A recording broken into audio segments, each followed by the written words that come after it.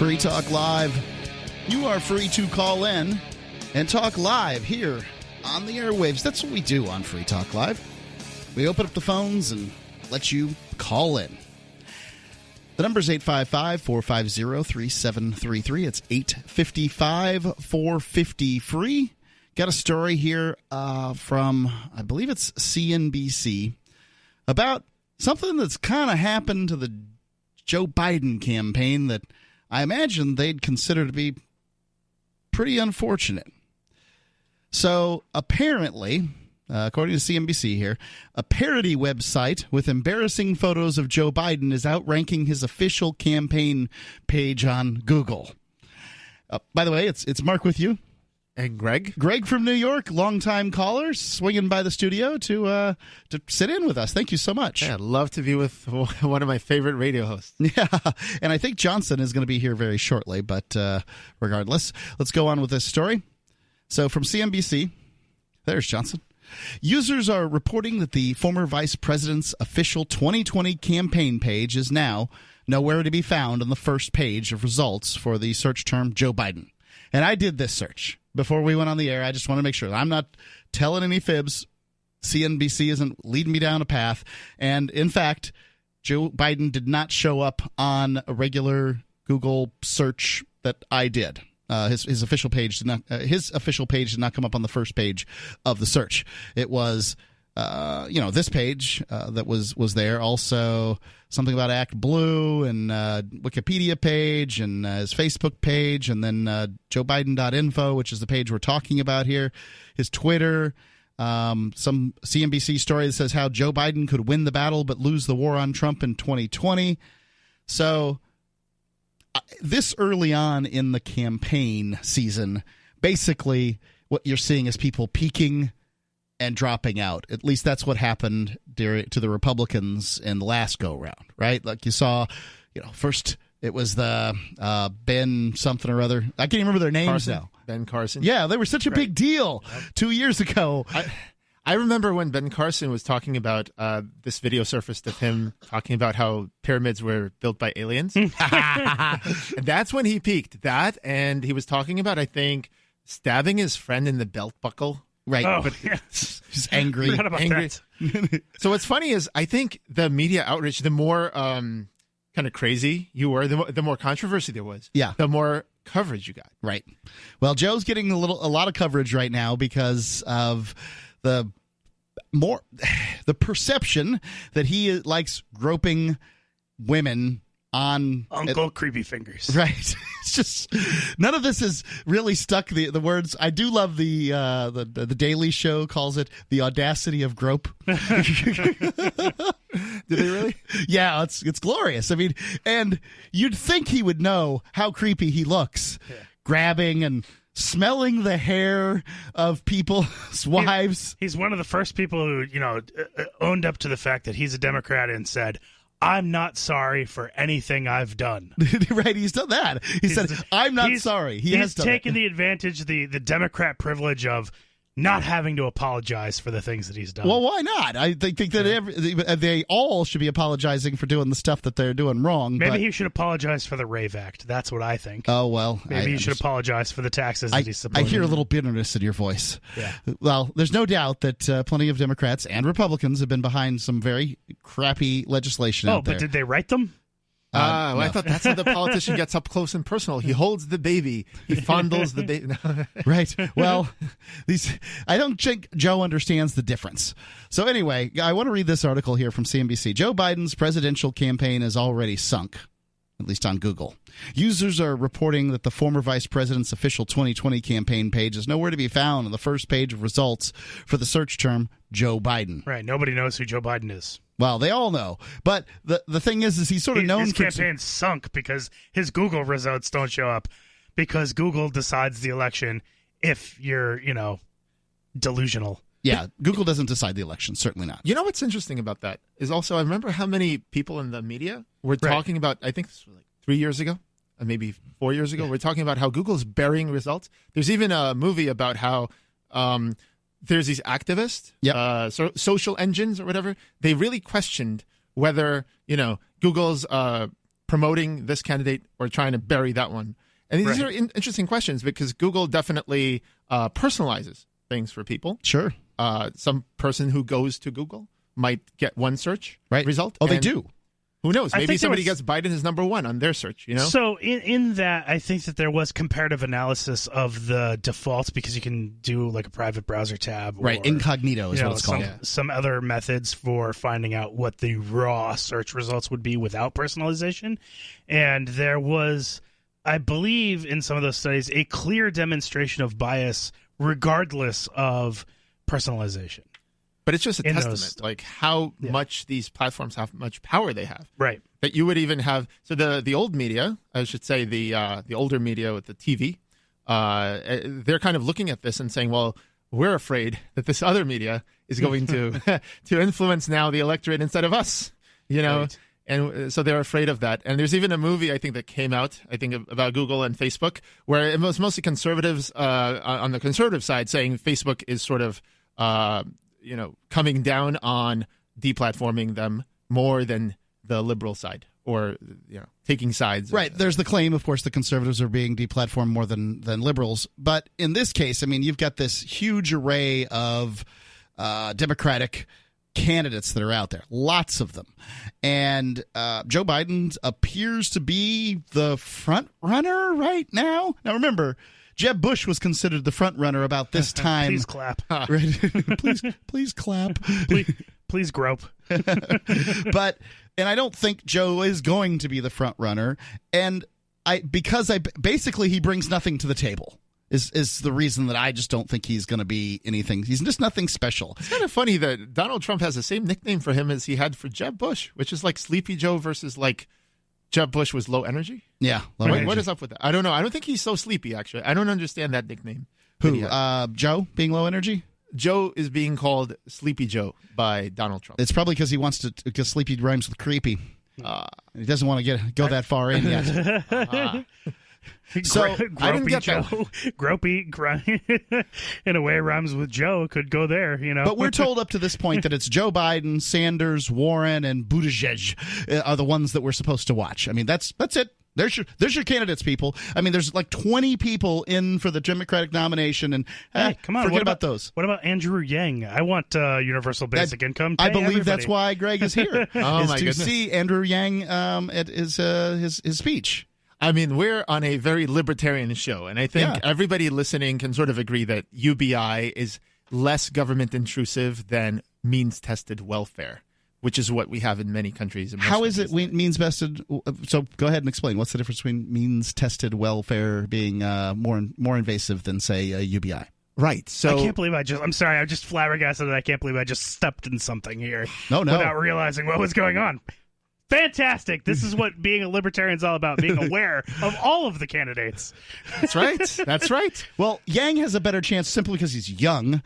And he's got, like, I see his Facebook stuff all the time. I don't know if it's because I once searched Andrew Yang to figure out who he was. But thanks, Google. Now I get lots of that. I think it was actually somebody sent me a Yang video on Facebook. So now I see lots of it. But why is regular welfare more invasive than UBI? So I'm just going to invoke Milton Friedman, who represents a lot of consequentialist libertarians, but he basically makes a lot of points. One point is with means-tested welfare, you have to make sure that the person's poor first before you give them money. Right. You make sure that they need the money, quote unquote. So the thing is that with UBI, you don't do that. Milton Friedman brings up these examples, but there are many more, that the government might spy on a lady and see if she's dating somebody who's finally able to pay for her lifestyle, which they wouldn't do under UBI. Sure. You'll find that people get very upset about the notion of some woman with kids living with a guy and doesn't marry him because, should or something. 855-450-3733. It's 855-450. Free as in freedom. Free Talk Live.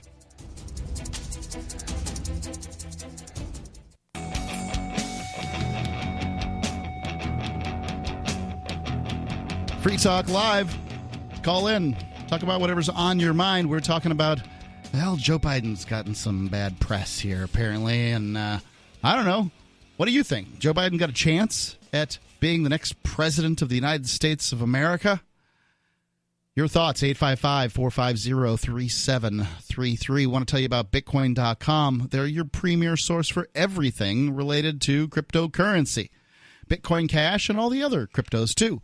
Bitcoin.com can help you choose a wallet. You can buy Bitcoin Cash right there. They can show you how to spend your cryptocurrencies. Places like saveatpurse.com. They've got the best news organization in the crypto sphere. Go to news.bitcoin.com to see that. You can get free Bitcoin at free.bitcoin.com. Excuse me, you can get free Bitcoin Cash at free.bitcoin.com. Engage in with the community at the forum they've got there.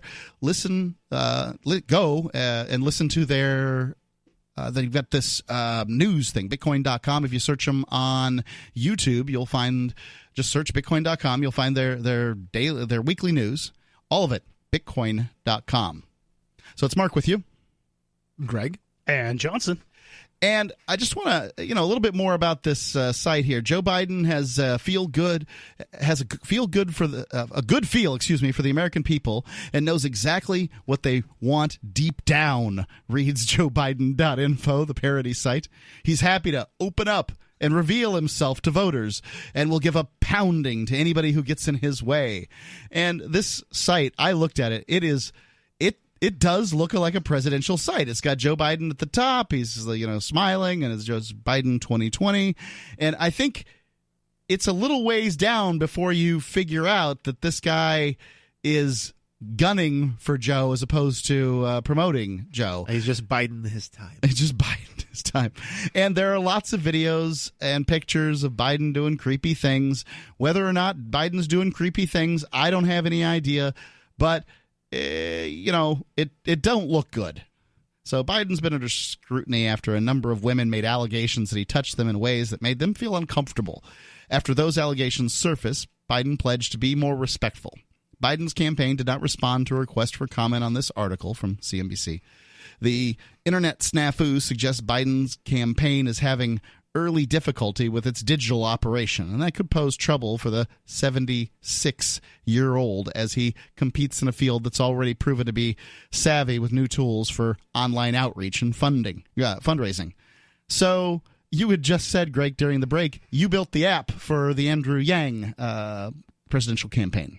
Yeah, we're basically building an app to help Andrew Yang campaign. If you go to yang2020.app, for example, you'll find the app. But basically, Obama was helped by a guy in 2008 with social media, and that he was, and they credit him with the win, basically. Yeah, that was a huge factor. I think Obama put him in charge, almost like equal to his campaign, head staff. Right, basically gave him free reign. Exactly. So back then it was social media. And it was a pretty small team, honestly, that was able to do a great deal. Yeah, exactly. So back then, social media was the big differentiator, the secret weapon, and that helped them a lot. Today, everybody, if you have social media, that's great, right? What else do you have going for you? So I think today, in today's election, it's having your own app. I think Bernie came out with an app called Burn, the Bernie campaign. Yep.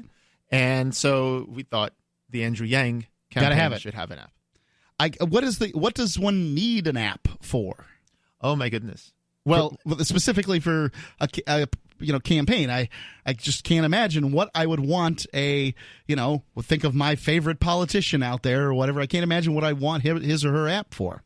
How much time do you have? Well, give me the short version. What could it possibly do? Okay, so basically, having a website and having a rally is great, and you get these people, and they're all excited about your rally.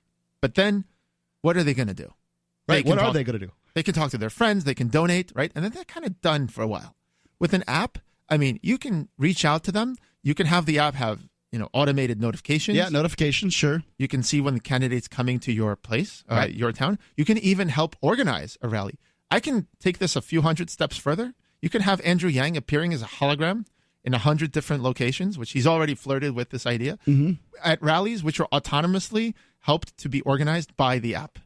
Now, how would somebody interact with the hologram? It's not a bad idea. People might go someplace to see a hologram. How would they interact, though? it's that particular performance may not be personalized to every person, right? It's just about seeing Andrew Yang in your rally.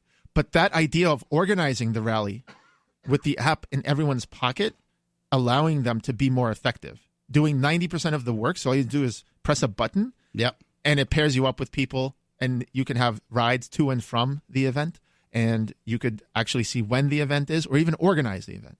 That's something an app can do. I guess it just comes down to the downloads on the app, right? You got to have the app out there, and then people either download it or they don't. And if they download it a bunch of times, then, well, that was a good idea. And if they don't, then, well, we tried. And, that's where it goes. I mean, we don't have any idea how many downloads the Bernie campaign got on their app, just that they had one, right? Right. I mean, the news came out that he had an app. Right. But that's just rudimentary. And you sprang into action. At least you have an app, right?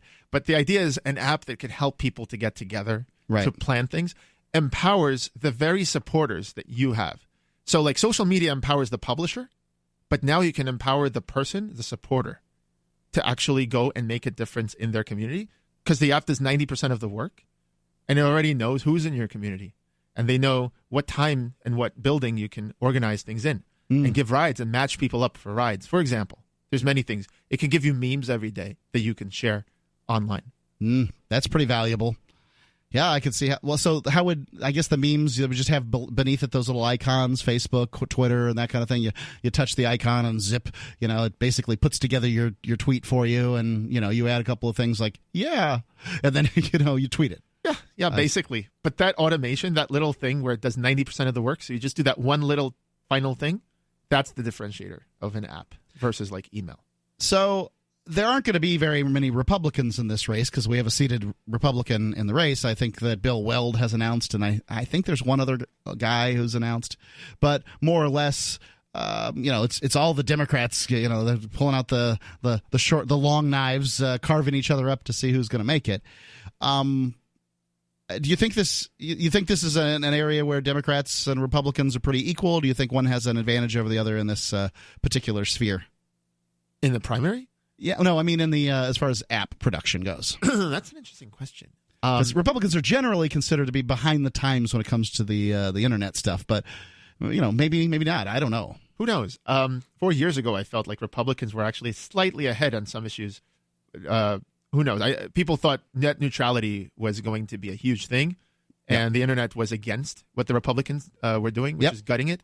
But now, so far, there hasn't been much blowback from gutting it. Yeah, every once in a while, you'll see some bitter post about it, net neutrality, and then it just goes away again. It doesn't really seem to bubble up or be particularly meaningful.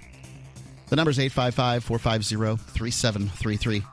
855-450-FREE. Talking about the presidential run here and who's going to be the top dog right now. People are talking about Biden, but we know these things change. Who do you think is going to be the one that comes out? 855-450-3733. It's 855-450-FREE as in Free Talk Live. It's nail biting. I want to tell you about my favorite cryptocurrency wallet, Edge Wallet, at edge.app. Edge is the wallet I use more than any other, and that was true long before Edge Wallet became a sponsor of Free Talk Live. Edge Wallet allows you to buy, sell, trade, and securely hold your cryptocurrencies, including Bitcoin, Ethereum, tokens, Monero, Ripple, Dash, Bitcoin Cash, and more. It's available for both Android and iOS, and you can download it via the Play or App Store or via Edge Wallet's website, edge.app. Secure your freedom with Edge Wallet.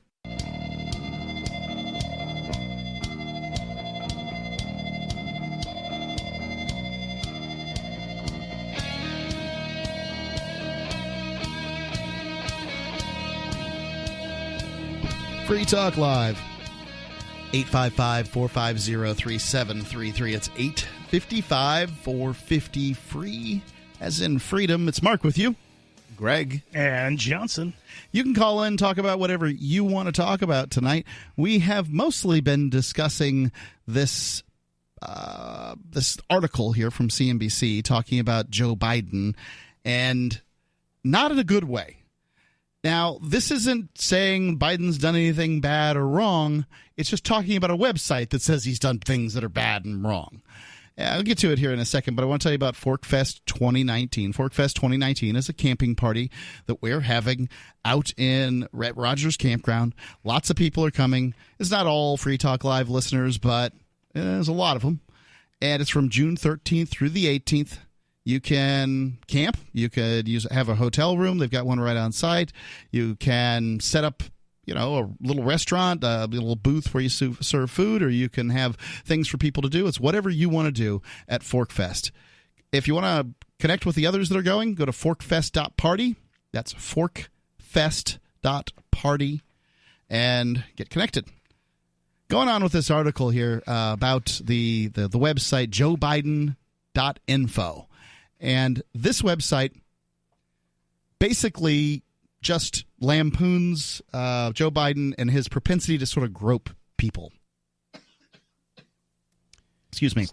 Biden has been under scrutiny after a number of women made allegations that he touched them in ways that made them feel uncomfortable. After those allegations surfaced, Biden pledged to be more respectful. But, the pledge basically said something to the effect of, Joe Biden's done nothing wrong, but we'll be more respectful. And, the article's sure to point out that Joe Biden is 76 years old. I think he's older than Trump. Yeah, I think he's the oldest one in this race. Right. I think by a couple years. Trump's the oldest president that's in history, and Biden proposes to be older. That doesn't... I don't know. I don't think for me, that's the reason that Biden and Sanders are out. By the way, not to be ageist or anything, but I wonder if either Biden or Sanders wins, if we're going to have another election in 2024 right, with the same candidates, because they're only going to do one term. If you become 91 or 92, you might want to say, okay, I've had my one term. Have we had a president in the United States die of age-related causes while in office? Has that happened? It depends on, William Henry Harrison died from the flu while giving a cold while, giving a speech. I don't know. I mean, it doesn't sound like that's exactly age-related. No, I'd say no is the answer. There may be a death that some of them died of lead poisoning. I can tell you that much. I'd like to see Ron Paul come back in the campaign. Ron Paul knows that old guys shouldn't run. But so that's another funny thing. We were talking about sort of what makes campaigns work and what doesn't. And Ron Paul had one of the most successful presidential campaigns in U.S. history, and then followed it up with one that was even more successful. Then his son runs in 2016 and can't hold a candle. Like, just people aren't excited. They're just not excited. And I was kind of surprised, honestly. I thought that Rand Paul would be able to be inheriting the Ron Paul, voting train, but not so much. When you see guys like Bernie Sanders and Ron Paul, which some people think are opposite sides of the political spectrum, but I don't, because they teamed up to audit the Fed. There's many things that they are very much against war and so on, right? When you see these two old guys and you have tons of young people just turning out to support them, you know that they're doing this for a reason, right? There's something energizing the people, and it's usually the policy. It's usually not the guy's hair, usually. Right. Well, Bernie's known for his hair, but I don't imagine that the reason he got all the support he got was for his hair. That old Doc Brown hair. I kind of think that part of the Bernie Sanders thing is that we've got this conundrum surrounding healthcare and surrounding college debt. So, look, I'm for Warren's jumping on that train. So. Who's that? Elizabeth Warren. Oh, I'm sure they all are. I think her more than others has made it into a campaign issue. What, specifically college debt? Yeah. You see, you could get me to agree that the banks got a bailout, so the people who have loans from the banks for college debt should also get a bailout. I'm willing to, I'm willing to concede that. What However, other loans? What's that? So yeah, but what other loans should be a bailout? I mean, I have a car. I understand. You didn't buy a car during the the car does everything it said it was going to do. The college education does not. And these kids are fed a line. They're sent to a government school for 13 years. They're told basically every day of that government schooling, got to go on to college if you want to be successful. So they go on to college. They're not told you've got to do certain careers within the college spectrum in order to be successful. Otherwise, you have a giant boatload of debt that you're never going to work off, and you're basically entering serfdom. No one says that. So I would be fine with a bailout as long as we change some kind of system surrounding college so that these kids aren't I mean, a whole generation enslaved in a kind of serfdom, fine. I'm willing to give one in order to get the other, but no candidate's talking about it in that way. I would even say there's a bigger system here, right? Okay. The corporate system. Yeah. Corporations, as you often libertarians say, are a creation of the government. Yeah, they're construct of the government, sure. And what are the top corporations today? Facebook, Amazon, Google, Microsoft, right? These companies are all tech companies. The thing is, people come to work for these corporations, but then they automate away a lot of the work, right? Facebook has one engineer for every million users. Mm-hmm. They don't employ that many people to serve the users. Sure. And so that's a very different capitalism that we had in the 1950s when you actually respected your workers, and they were a company man for 50 years. They got a pension, right? They supported on one paycheck an entire household.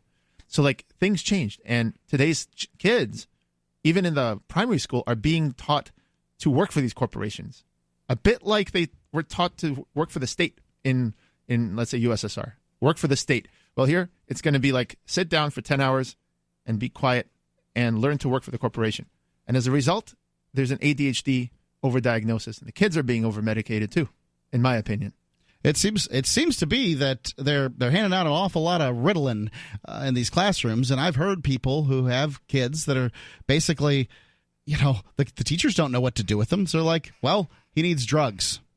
It's And an easy solution. If you've got 25 kids in a class, yeah, it makes perfectly good sense that, that could be an issue. A lot of times this is just sort of growing up, and some kids are different than other kids. Some kids are, strong-willed and hyperactive and all those sorts of things. So, well, it makes sense that the teacher would be frustrated and upset, but this is the problem with a one-size-fits-all monopoly organization. Exactly. By the way, I don't want to say that the system we have in the United States is exactly like Soviet Russia, right? There, the state was the monopoly that had all the public schools, which we have public schools here, but yes. They had all these public factories.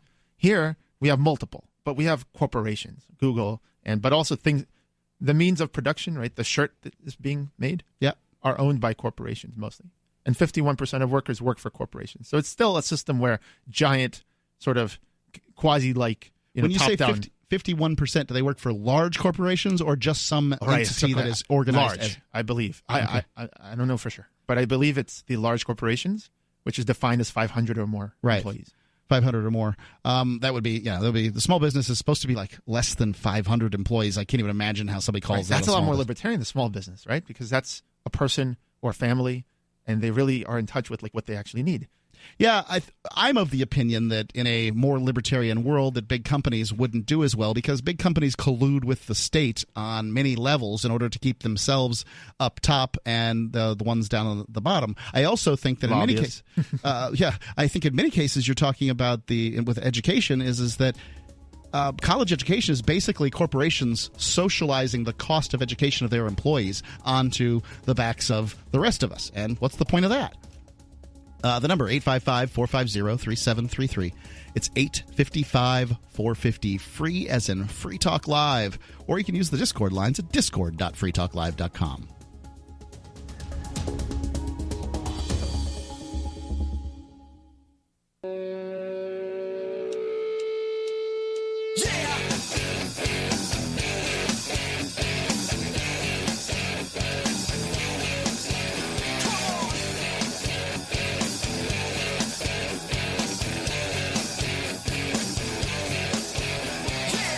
Talk Live.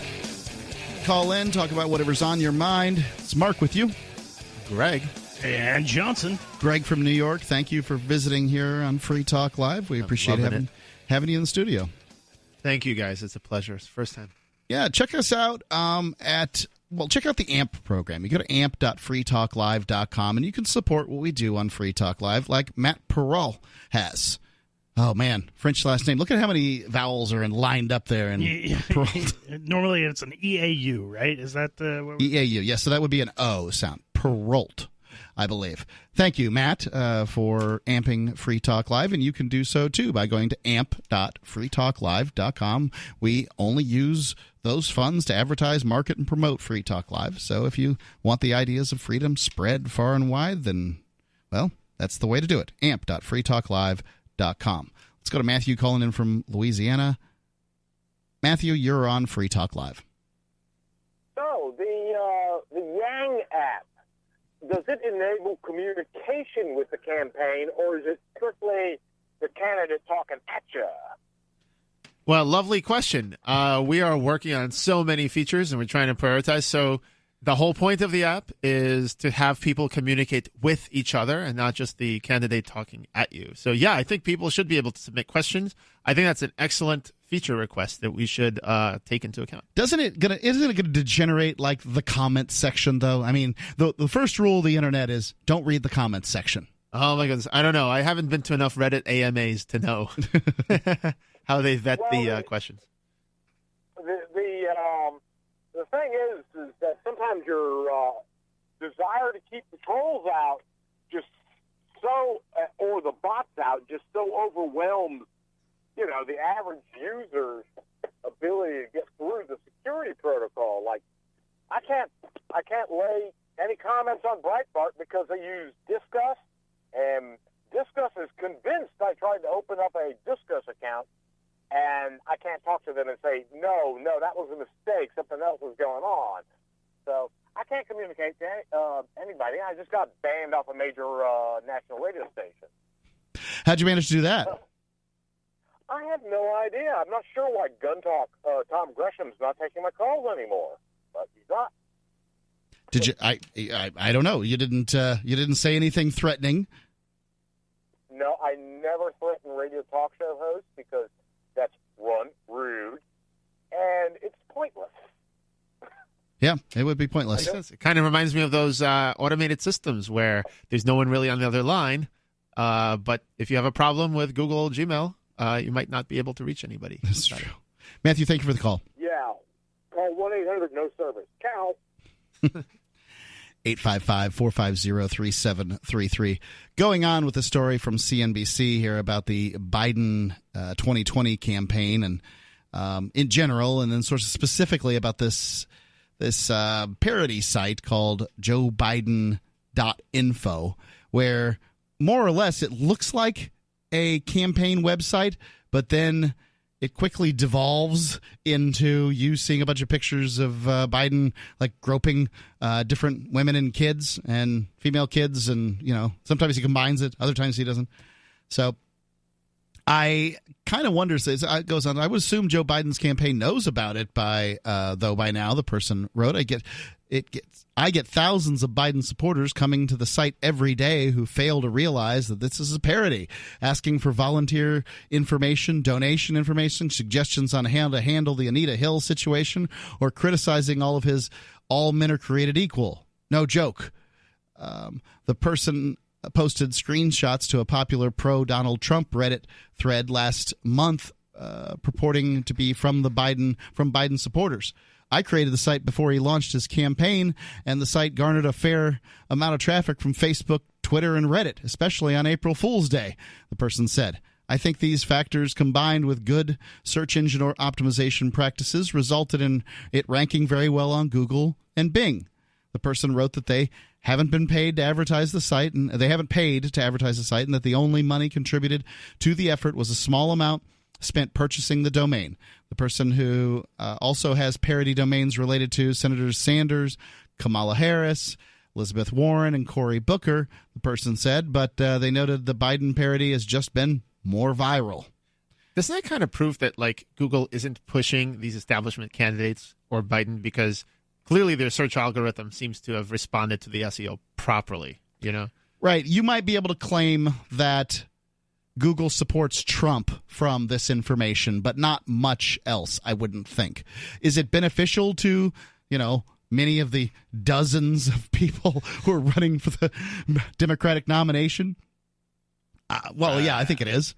I think that, you tear down the top guy, then somebody else has to fill the vacuum. Mm-hmm.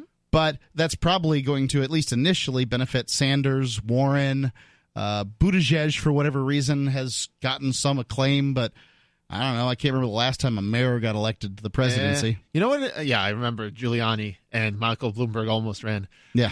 I'm from New York, so. But, like, you know, it's interesting. The Democratic Party, just like the Republican, has, like, different wings, right? It's a tent with different poles. Yep. So the progressive wing has been very active, right? Since Bernie's election really energized the progressive. Right. The progressives got ripped off in a terrible manner. And, you know, I mean, I get to talk to every week I go visit a friend who's in the nursing home, and he's a diehard Democrat. And he, you know, he was just a Hillary supporter. Why? Because it was about time that a woman got it or something. It didn't even there was no even sense to it. It's like this identity thing, yeah, with who is the person rather than the policy. But, like, what's interesting is that there's sort of been the progressive wing has almost expected Bernie to just win the whole thing. And then Biden comes along and you get this bifurcation. So people who are older, right, tend to skew more conservative, or I should say establishment moderate, right? And then you got people who are, like, younger. Who is Bernie attracting is, like, the younger voters, right?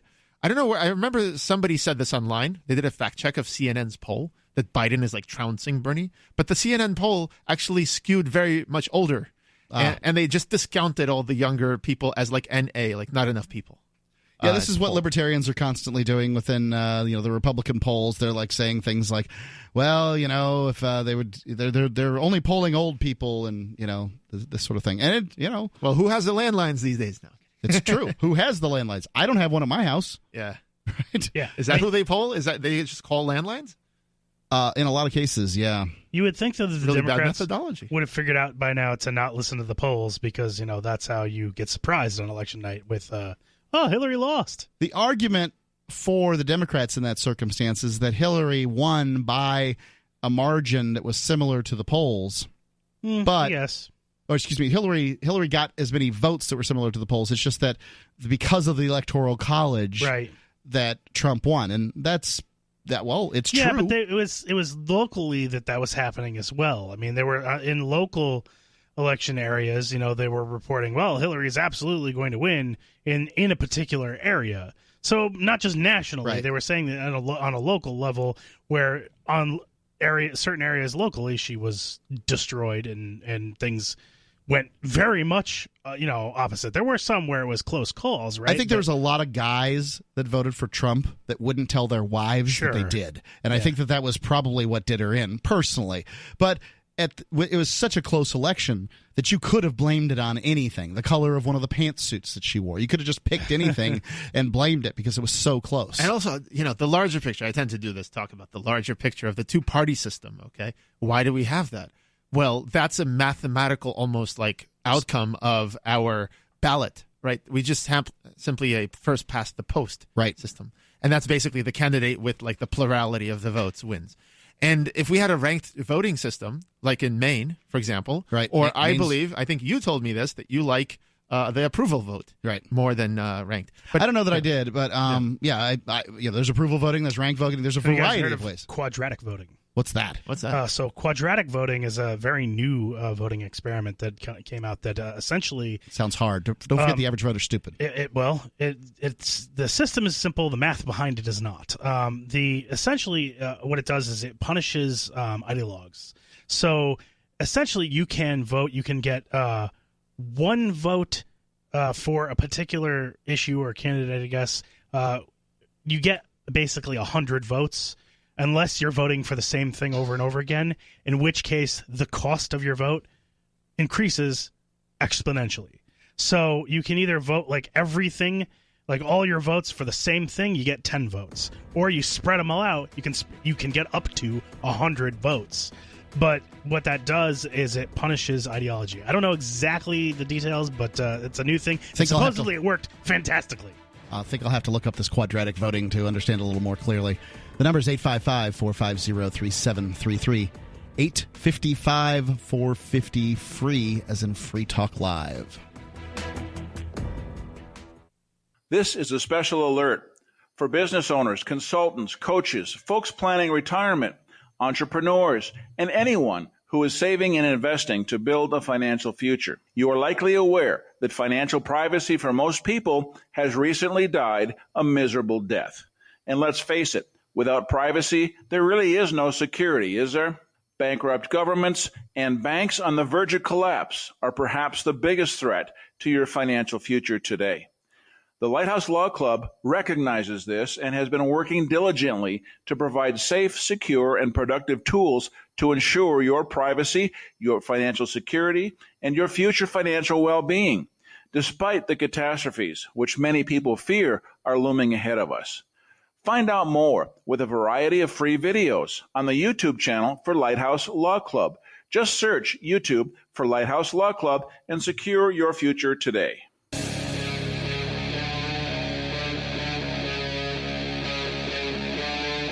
Free Talk Live.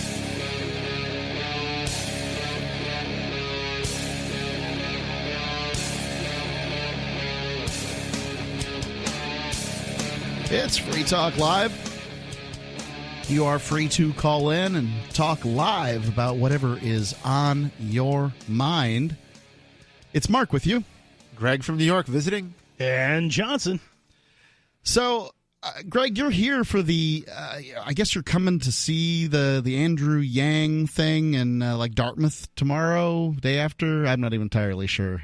Yeah, so, I'm a big fan of UBI. I've been calling into the show for years. That's Universal Basic Income. Universal Basic Income, the idea that everybody gets money instead of making sure they're poor first before they get means-tested welfare. Given the fact that we already have welfare, this would be something that essentially would give people the dignity to collect a check without actually dignity identifying as like disabled or something. So I guess my question on UBI is I kind of think of it as a solution without a problem, right? I see the lowest unemployment in U.S. history going on. Lowest unemployment in U.S. history going on at a given point. And, I mean, like it's been in my lifetime. 1969 was the last time we had unemployment as low as it is today. And we're proposing, and the UBI folks are proposing to give out free money to people. Can you reconcile that in my head for me? Like, why would we want to do that when I think things that's a are good working point. fine? I think that's a really good point. The optics, I mean, you got to reconcile that, right? You've got almost full employment, as they say. Yeah. At this point, it's hard to imagine that somebody wants a job that doesn't have one. They may not have the job they want. I mean, I remember what it was like when I was 15 years old or 16 years old. Maybe I was 17. I don't even remember. Working at Burger King. It sucked. It was not the job that I wanted to do by any stretch of the imagination. But you may not get what you want. Right. It was nice having the extra money. Yeah. So I think that's very important. But obviously, if you compare how people used to live in the 50s and how they live now, one person could support an entire household. The employer valued his work or her work. It was typically his work if the man was the breadwinner, bringing the now what happened was a lot of people, well, there's some things that happen. I would first say that the 1950s came after the 1940s. And what happened in the 1940s was the most cataclysmic destruction of capital that the world had ever seen. We quite literally, used the means of production to create machines that destroyed the means of production of the other side. And essentially, the United States was left as the only place on the planet where that could make a washing machine. That's right. Detroit was Motor City. Yeah. Because everyone else was bombed out. They couldn't create the cars. Right. It took them 10 years to build the factory to be able to compete. And I mean, you know what Japanese cars looked like in the late 60s and early 70s? They were little rattle traps. I remember, I think in the 30s, though, there was this big migration. John Steinbeck talks about this. Yep. Grapes of Wrath or, Of Mice and Men. There's this big exodus from the farm into the city. Right. And there was sort of this Dust Bowl also. Right. And it took 10 years to build the factories in the 30s in this country, in the United States. And I think that a lot of that was precipitated by automation. Okay, the combines, the machines. So if you look at farms before the 30s, there's many people working there. Oxen, now you have tractors, right? There's one or two people now running the farm. But back then, you had to have many people. And there were all these ideas about collectivizing the farm or doing something with socialism as well. But the idea was you needed people. Today, that calculus changes. And I think both capitalism and socialism are making this assumption that the employer values the employee enough that they're always going to pay them a living wage.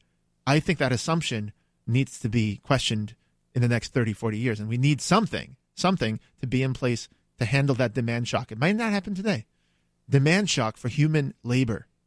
Because human labor... So a lack of demand. So a shocking lack of demand for human labor. Yeah, a shocking lack of demand. And if that can, what are wages if not the price that we pay for human labor? And if human labor costs less, right? If today that surgeon is able to do the work of 10 surgeons and just faster, then surgeons get paid less, and so on and so forth. So we need something in place to take care of that. One thing the AMA does, the American Medical Association does, is they restrict the amount of surgeons that are going and getting jobs. So they're basically functioning as a union in the sense that they restrict the amount of labor that's available for surgeons.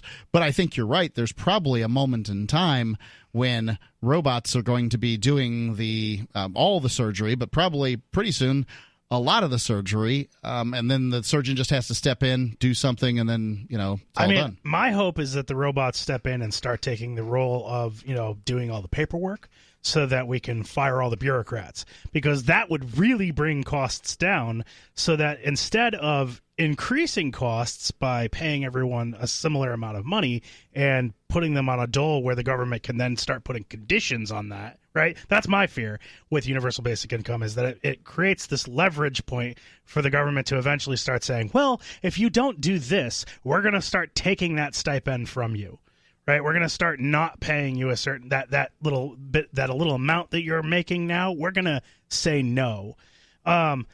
So that's my concern with universal basic income. But then also, I just think that it's putting more into the hands of the government rather than just saying, why don't you keep your income?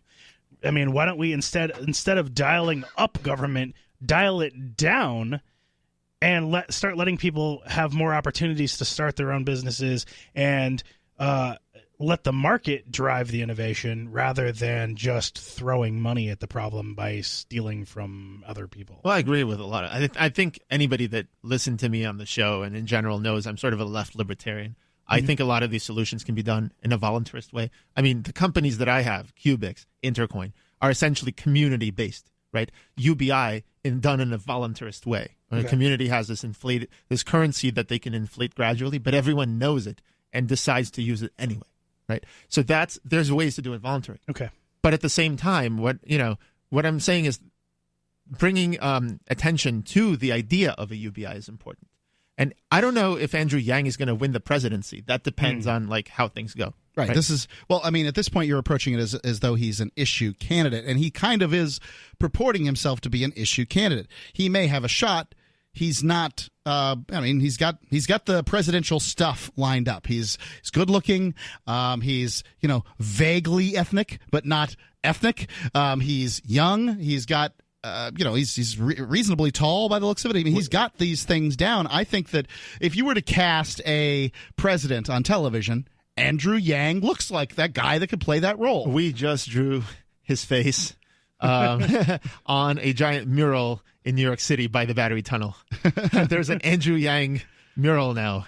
I was up till 6 a.m. actually working on it. Do you have the ability to do murals? Tell me. Well, the face was actually done by a friend of mine. So there's a guy that works with us. Yeah. And he brought his friend from Baruch College, and he's very artistically minded. And so he drew the face. I did the text. Wow. And so this was like spray painted or what? It was all paint that we had bought from Home Depot. Wow.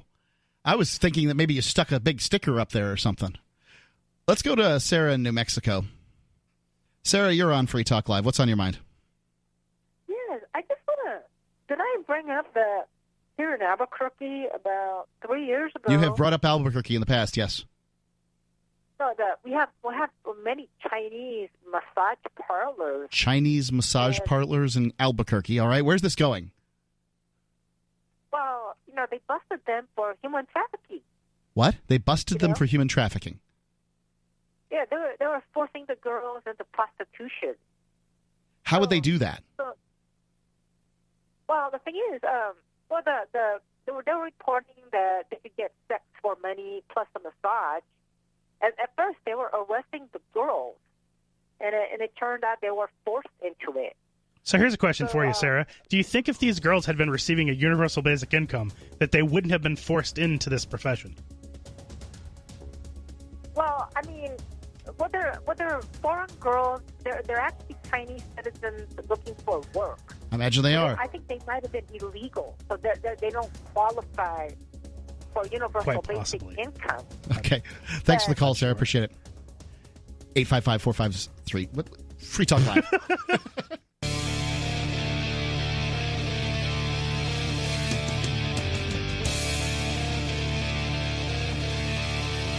It's Free Talk Live.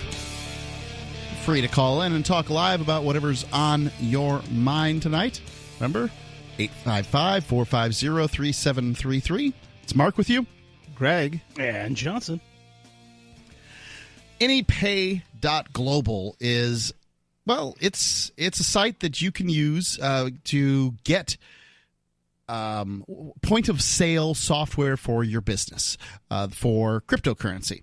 So if you've got a retail business and you want to take cryptocurrency, which you should, because that'll open up a whole new market for you. People who spend cryptocurrency tend to be fiercely loyal because they don't have other places to go. Plus, you're liable to get a news story out of it. If you just go to anypay.global, and they've got a site, actually, it's helpmetakebitcoin.com, helpmetakebitcoin.com, and you can get set up. It takes... If you have a cryptocurrency wallet, it takes quite literally a couple of minutes to get set up. HelpMeTakeBitcoin.com. Let's go to Elijah calling in from Kansas City. Elijah, you're on Free Talk Live. Hi, how are you? All's well. What's on your mind? I want to talk about Mr. Rogers. Mr. Rogers? Yeah, you remember Mr. Rogers? Fred Rogers. Yeah, Mr. Rogers. Are you his neighbor? I am his neighbor, yeah. Live right next door. Okay, go ahead and talk about him, Elijah. That sounds swell. I remember Mr. McPhee. Sometimes I watch, and I, think to myself, damn, what it would be like to caress that old wrinkly face, You know he's dead, right? Oh, wait, is he really? Yes. Oh. Sadly. Well, I mean, even if he's dead, no one's going to know that I'm picking up his corpse and caressing his skull, right? They wouldn't. Well, that's not necessarily true. Grave robbers get caught all the time. Is this about it, Elijah? You at the end of this? No, I have one more thing to say. Okay, I'm ready. I got a dump button, too. I think they should do a reboot of Mr. Rogers. They are. Called Mr. Rogers Visits a Prostitute. Okay, we got it. Actually, they are doing a reboot of Mr. Rogers. Tom Hanks is going to play Mr. Rogers. And of the people who can pull it off, I think he can. Is it a movie or is it a I think it's a TV movie, show? Yeah. You could look it up and get more information on it. I'm not exactly well-versed in these things. I think that gentleman should purchase himself a button-down V-neck sweater. I think that gentleman is probably just cranking us for lots of fun. Yeah. Johnson, I see you brought in some show prep, and frankly, I haven't had a chance to go over it here. You got something you like? Sure. Well, I only brought in one, so that kind of narrows it down. So let me pull it up. Over 150 riot employees walk out to protest forced arbitration and sexist culture? That is not the one that I brought. Okay. That's. I think in Google that happened. I have one that is, the worst possible hot button issue that happened in Georgia today. Oh, boy. I'm not even going to mention it. We're talking the state of Georgia? Yeah, the state of Georgia. I don't know if you're in the new and improved group, but I want you to say go on that story before I actually bring it up. Do it. Because, yeah. Go ahead. Whatever it is. It's talk radio hell if I bring that up. I understand. Okay. Bring it up. Then I'm going to bring it up. This story is from Slate. So Georgia just criminalized abortion. Women who want to terminate their pregnancies would receive life in prison. Oh, dear God. Yeah. So on Tuesday, Georgia Republican Governor Brian Kemp signed a fetal heartbeat bill that seeks to outlaw abortion after about 6 weeks. The measure, HB 481, is the most extreme abortion ban in the country, not just because it would impose severe limitations on the women's reproductive rights, but also because it would subject women to get to who get illegal abortions to life imprisonment and the death penalty. The primary let me speak with my mouth full. Republicans, this is the reason that libertarians don't trust you. When you get control of a state, Republicans, this is the crap you do instead of all that fiscal, lowering taxes, right? All the fiscal conservative stuff we're talking about. Look, there are states all across the United States that are controlled by Republicans, and there are states all across the United States that are controlled by Democrats. If you want to know what it looks like if the Republicans or Democrats get in charge, don't look no further than Georgia for Republicans, or I don't know, New York State for the Democrats, or I mean, there's a variety of amounts you could look. And this is also why Republicans lose and can't get hold in other areas, because this is the type of thing that happens under extreme Republican control. Now, I think my position on this is somewhat nuanced in so much as I do believe that life begins at the point when a sperm hits an egg. However, I also believe that crime and poverty and all these things are created by the unwanted. So if the mother doesn't want this child, why do I want to fight and do all kinds of stuff in order to get this child some life so that it can do what? Cause problems. So, mine is also nuanced. I believe in, obviously a science-based solution and what I would call fetal relocation, and saying I would say that I am in some respects pro-life, right? I'm pro-life because I don't want to see any sort of ending of life. But what's the natural outcome of taking a fetus out of a womb? It dies. Now, especially if you take it out in pieces. Well, especially if you take it out in pieces. But that there are procedures where that doesn't necessarily have to happen, right? It can be. They've got artificial wombs now. Yeah, they've got artificial wombs. They have a sheep in one. They do have procedures that are capable of removing a fetus intact, right? But the purpose of that, in some cases, not all, obviously, clearly there are pretty brutal abortion styles, but there are some where it's, especially the ones that are considered late term, right, where it is, removing a fetus and just letting it suffocate on, and die that way, right, would be pretty inhumane. And so the actual sort of the termination of life of that later stage fetus is done in a more humane fashion in those cases, right?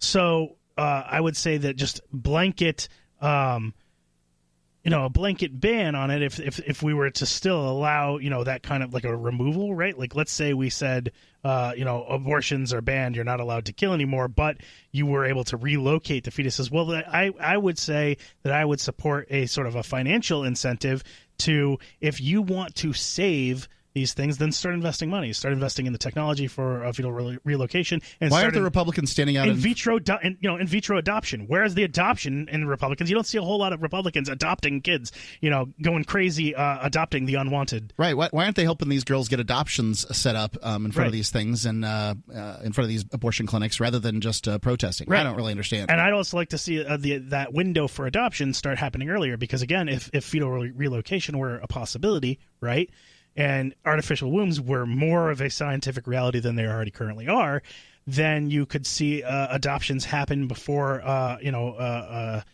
fetus has even come to term. Yeah, what George is doing here sounds more like a pathway to crime, poverty, and institutionalization than anything. Yeah, there's a lot of more details here, but yeah. 855-450-3733. It's 855-450-FREE, as in Free Talk Live.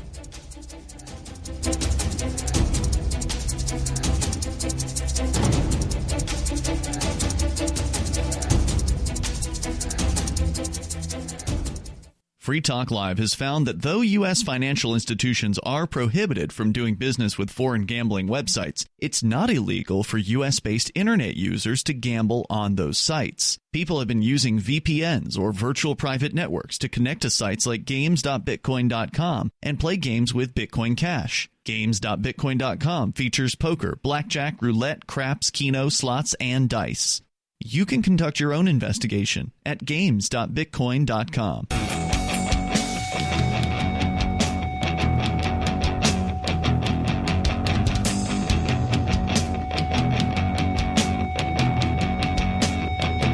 Free Talk Live.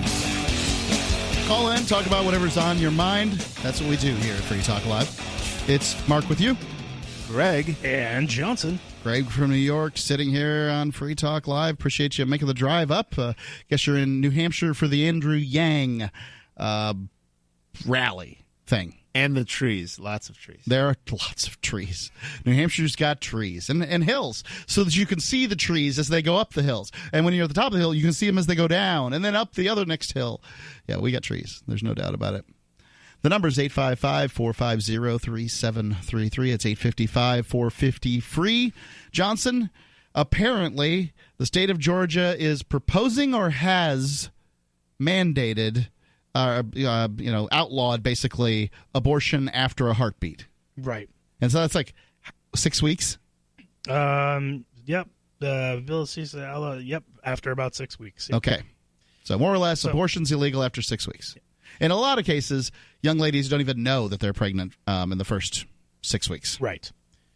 So it says here the primary purpose of HB 481 is to prohibit doctors from terminating any... So HB, so this is not passed. Apparently it was passed, or at least that's what the way the article title has made it sound. All right. That it happened. Is to prohibit doctors from terminating any pregnancy after they can detect embryonic or fetal cardiac activity, which typically occurs at 6 weeks gestation. But the bill does far more than that. In one sweeping provision, it declares unborn children are a class of living, distinct person that deserves full legal recognition. Thus, Georgia law must recognize unborn children as natural persons, not just for the purposes of abortion, but as a legal rule. And I should say that this House bill, I think while it has gone through government, it doesn't become enacted into law until January 1st, 2020. And there's going to be, a whole bunch of lawsuits surrounding it too. I'm guessing. But, who knows? If it's already gone through, it may be unstoppable at this point. So it says here, the radical revision of Georgia law is quite deliberate. The bill confirms that fetuses shall be included in population-based determinations from now on, because they are legally humans and residents of the state. Do we have to do census for babies now? For infants? Embryos? I don't even know what to call them. Apparently, but this article brings up some even more complicated issues than that. Okay. But it's not clear whether the bill's drafters contemplated more dramatic consequences of granting legal parenthood to fetuses. For instance, as Georgia appellate attorney Andrew Fleischman has pointed out, the moment this bill takes effect on January 1st, 2020, the state would be illegally holding thousands of citizens in jail without bond. That's because under HB 481, pregnant inmates' fetuses have independent rights, including the right to due process. Can a juvenile attorney represent an inmate's fetus and demand its release? If not, why? It's an egregious due process violation to punish one human for the crimes of another. If an inmate's fetus is a human, how can Georgia lawfully detain it for a crime it did not commit? So I find this endlessly fascinating, right? Right. And this is actually a very divisive issue. So I don't want to really, I don't know enough. And the things I do know, I could see sort of people on both sides, reasonable people saying, okay, I believe this or I believe that. Two things. I just want to say, one is that the history of Christianity has changed, right? Attitudes towards abortion have changed even in the Christian religion. Yeah. Certainly in Judaism, in Christianity, and in Islam, there's different opinions about... And there's different sects of all those. That's right. So that's number one. So to say it's only a Christian way this way or that way is not necessarily historically accurate. But more, I have this interesting question, and I just want to put a question out there and sort of maybe discuss it. It's like, okay, what about before conception? Okay, so we're talking about contraception. Okay. So if it takes the state, you're the state, and it takes you more money to raise the child and take care of it until it's 18 with the public schools and everything. Right. And wouldn't it be a smarter idea just without the moral question of just subsidizing the condoms for the people who can't afford them? Just that the condom is much cheaper than the 18 years of subsidy. I can't imagine there's too many people out there that can't afford condoms. However, I don't have a particular problem with handing out condoms. And you're just talking about pieces of rubber. It seems to be the argument against that from the fundamentalist Christian side is, hey, you shouldn't be talking to my kid about sex. I talk to my kid about sex. The Catholic side appears to be like, well, it's God's will whether sperm meets eggs, and I'm like, wow, that's fascinating. Really, it's God's will when a goldfish breeds with another goldfish too. I mean, God's really busy with this whole making sure that eggs get fertilized thing, and I don't know, like it's. I remember like Rush Limbaugh, like 7 years ago or 4 years ago, he was like, "Oh, why should we subsidize this contraception as part of the health bill?" He was really indignant about that. I'm like, dude, you want to save money? Of course you subsidize contraception, because on the other side you're going to spend much more, right, on the actual, as we said, person. Right? I say you mandate contraception. You get those. What are those things that the ladies get that? Depo-Provera. Give them the depots for if they want to get their check, and that way, if you can't take care of getting your own money, if you can't handle your own life, and you have to have money, then why in the heck would you be having a child? So there you go. I'm with you on that. Let's go to. I think Steve's got some questions here on UBI. Steve, you're on Free Talk Live. Steve, can you hear me now? How about now? Steve. Let's put Steve on hold. Must be the maybe it's the board up. Maybe there's something going on. I don't know. 855-450-3733. That's UBI, right? Unborn baby infant, right? Isn't that? Yeah, I go on with the other questions Mr. Fleischman has regarding the problems with making embryos people. So there are definitely more interesting implications of this particular new bill. Goes on to say here, the most startling effect of HB 481 may be its criminalization of women who seek out unlawful abortions or terminate their own pregnancies. An earlier Georgia law imposing criminal penalties for illegal abortions does not apply to women who self-terminate. The new measure, by contrast, conspicuously lacks such a limitation. It can and would be used to prosecute women. Misoprostol, a drug that treats stomach ulcers but also induces abortions, is extremely easy to obtain on the internet, and American women routinely use it to self-terminate. It is highly effective in the first 10 weeks of pregnancy. Anti-abortion advocates generally insist that they do not want to punish women who undergo abortions, but HB 481 does exactly that. Once it takes effect, a woman who self-terminates will have, as a matter of law, killed a human, thereby committing murder. The penalty for that crime in Georgia is life imprisonment or capital punishment.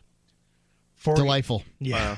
One question I have is, like, if you really in your heart believe that as soon as conception happens, that person is a person, right, with full rights, wouldn't you invest in, like, preventing miscarriages? Like, isn't that as bad as an earthquake killing a lot of people?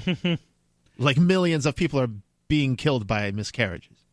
I don't know. I mean, I guess I do believe that life begins at conception. However, I don't have that great of a value for life from that standpoint. I think that the government shouldn't go blowing people up, but at the same time, it's the way people are raised is really important. And if you're dealing with somebody who's unwanted, the rearing is probably not going to be that great.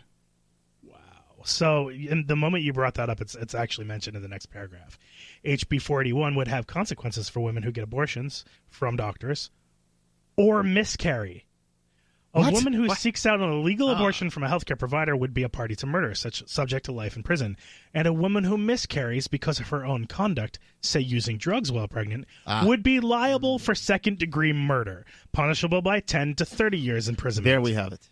Prosecutors may interrogate women who miscarry to determine whether they can be held responsible. If they find evidence of culpability, they may charge, detain, and try these women for the death of their fetuses. So they are trying to protect them. So there you go. So these women are basically going to try to abort at the 11th hour right before the 6 weeks, right? Just to not go to jail. Well, I guess that would have to be... But I think it doesn't not matter. For miscarriage. For miscarrying later. Yeah. They'd have to prove that a heartbeat occurred, I would think. Yeah. But the drug thing, if you were just doing crack and your baby, self-aborted or whatever, you'd be in big trouble. 855-450-3733. Free Talk Live.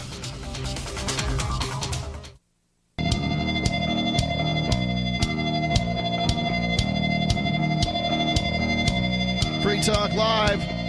Call in. Talk about whatever's on your mind. The number, 855-450-3733.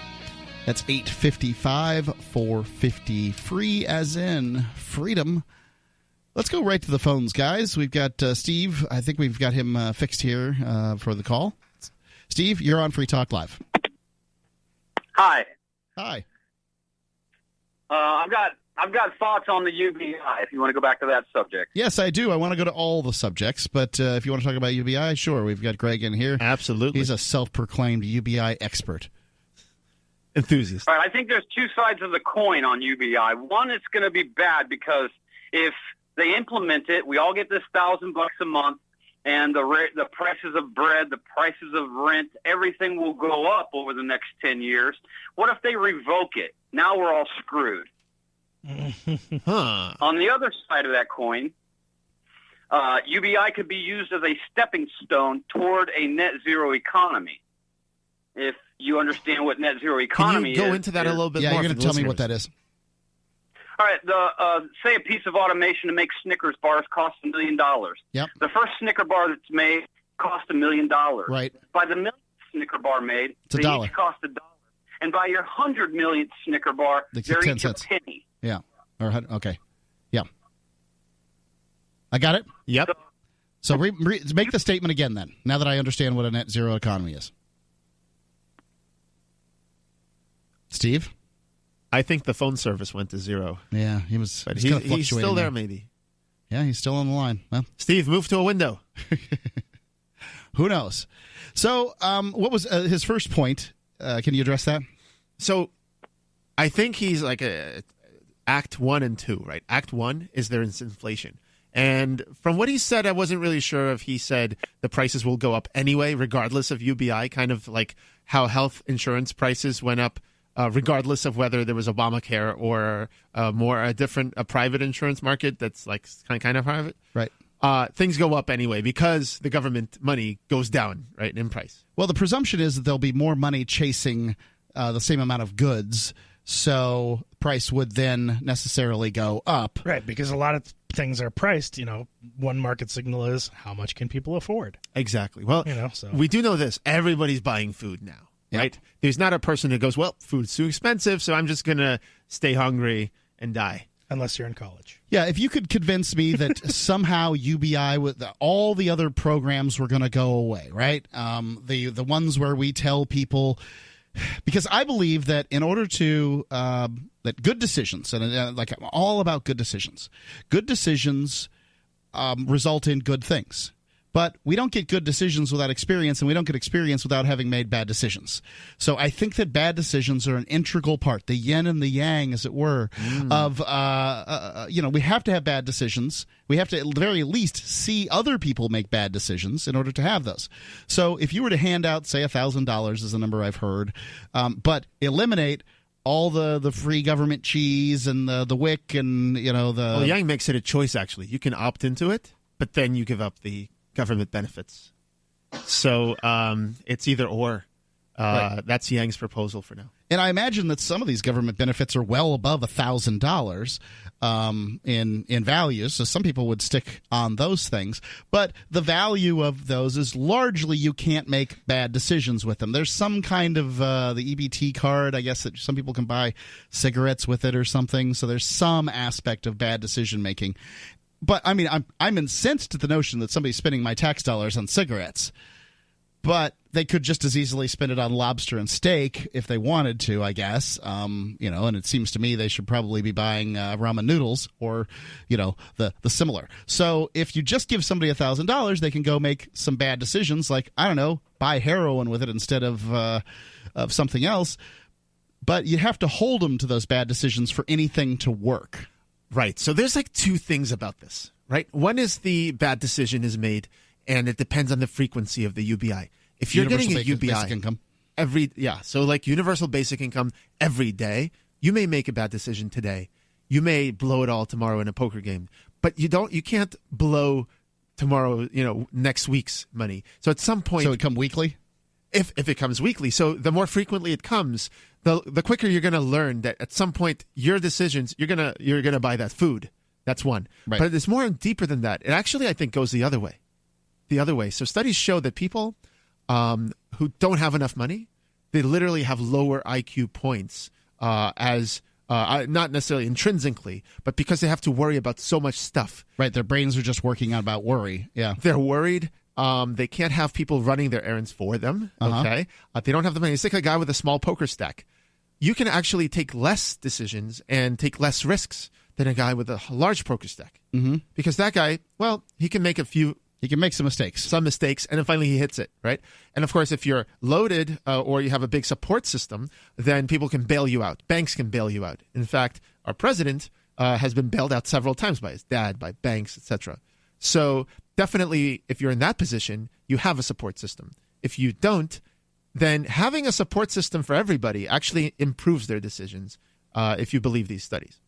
Okay, so a support system improves decision-making for everyone. All right. I suppose there's the possibility that this is... Or at least on net. This is the case. I mean, addictive drugs are so prevalent and have been for so long, I find it difficult to imagine that somehow people are just going to straighten up. But maybe... Look, we're talking about this at a time when there's an opioid epidemic in the United States, and they have jobs. People have jobs, and they're laid off of the jobs, and it's especially the men after 2008 with the crash, okay? A UBI would actually decrease the amount of dependency the laid off people have, or the depression. You know how many women are over medicated, or I should say 1 in 4 women, middle-aged women in the United States, is on an antidepressant. 1 in 4. How are you going to pay for it? I mean, this has to be the biggest question. Where is this money going to come from? The 1% of the 1%. Women. What was that thing about Bernie Sanders and writing the rape stories? Women, they want to be raped? God, that was glorious. So, what is that medicine? I forgot. When you have like the tiniest like Avogadro number molecule? Oh, yeah, what is that? Fentanyl. No. I forgot. There's instead of doing the traditional medicine, homeopathy. Yep. So I was just going to make the joke that the 1%, the less percent, the more money you get. Right? If you get the 0.001%, they're going to pay for everything. No. So Andrew Yang proposes a value-added tax, for example. Okay. That's on top of everything else that we have. Right. But remember, we are a person who opts into UBI under Yang's proposal would not be getting the means-tested welfare stuff. So, for example, if they identify as disabled, right? Yang talks about this in an interview with Ben Shapiro, actually, funny enough, because he sort of sits with people on the left and on the right. So, in a fiscal conservative world, he points out, somebody could identify as disabled, and they have two choices. They can either believe they're really disabled, in which case they're not screwing the government, they're not committing fraud or anything. Right. They're really disabled. But think about that mindset. You identify as a disabled person. That's bad. Right. They might turn down a job because they might be considered able-bodied. Right. And lose everything. Under a UBI, that person wouldn't be turning down jobs. So how can we afford it? How can we pay for it? The fact is these resources exist in society. Everyone needs the food now. Right. The question of how we diverting money, each transaction is a vote. So what we're doing by diverting money to people, to everybody, is essentially saying, look, we're going to vote more heavily for necessities first. Food, clothing, and then things that are not necessities will follow later. Wouldn't it be nice if Finland's UBI actually worked this way? Because the Finland UBI experiment does not work the way that Yang. It was disastrous, yeah. In part, they didn't remove the conditional benefits that they offer there. So in other words, like for child welfare benefits, someone who was on that UBI still had to apply and go through a separate process for those welfare benefits as well. So that sort of disincentive to work still exists in the Finland UBI system. And I just want to say that a lot of conservatives who support Milton Friedman with the negative tax, okay? The negative tax is basically UBI with more bureaucracy. Whereas basically, like, you have to file your tax, and then if you make below a certain amount, they make it up for you. Oh, they still, the Republicans already like this. They like the idea of an income of basically welfare coming through the filing of your taxes. And I think the reason, I don't know why they choose to do that, but that's the way they do it. They're the head of household and earned income it's tax. Exactly like what I said earlier. They salivated the idea of having control over money that they can take away from people if they're not acting in the moral way that they so decide. Well, right? And I think that cuts to the point of mistrusting people. And I think maybe after the break we can talk about that. Sure. 855-450-3733. That's 855-450-FREE. We can take your calls. You can also call in on our Discord lines. You go to discord.freetalklive.com. You can download the Discord app there. And we've got call-in rooms. You can use those. You'll sound great, as you'll see here shortly. It's discord.freetalklive.com. Would you like to hang out with Penn Jillette? He's keynoting Freedom Fest this year. I, for one, am thrilled. Freedom Fest is the largest liberty-oriented gathering in the world. They take a Big Ten approach with libertarians, conservatives, liberals, anarchists, capitalists, and just open-minded people mingling together to hear real debates, share real solutions, and converse freely. This year's theme is the Wild West, a time of liberty and opportunity, or a time of anarchy and violence. Maybe both. Go to freedomfest.com/FTL and get your tickets now. freedomfest.com/FTL. Not convinced yet? Hey, I understand. It's a high-end event. Even with coupon code FTL50. Sure, you're likely to receive investment advice that'll make that sum seem paltry, but I have something special for you. Go to freedomfest.com/FTL and you'll get the 5 best speeches from last year for free. Call it a test drive. Do yourself a favor and go to freedomfest.com/FTL. freedomfest.com/FTL. Use coupon code FTL50 for a discount.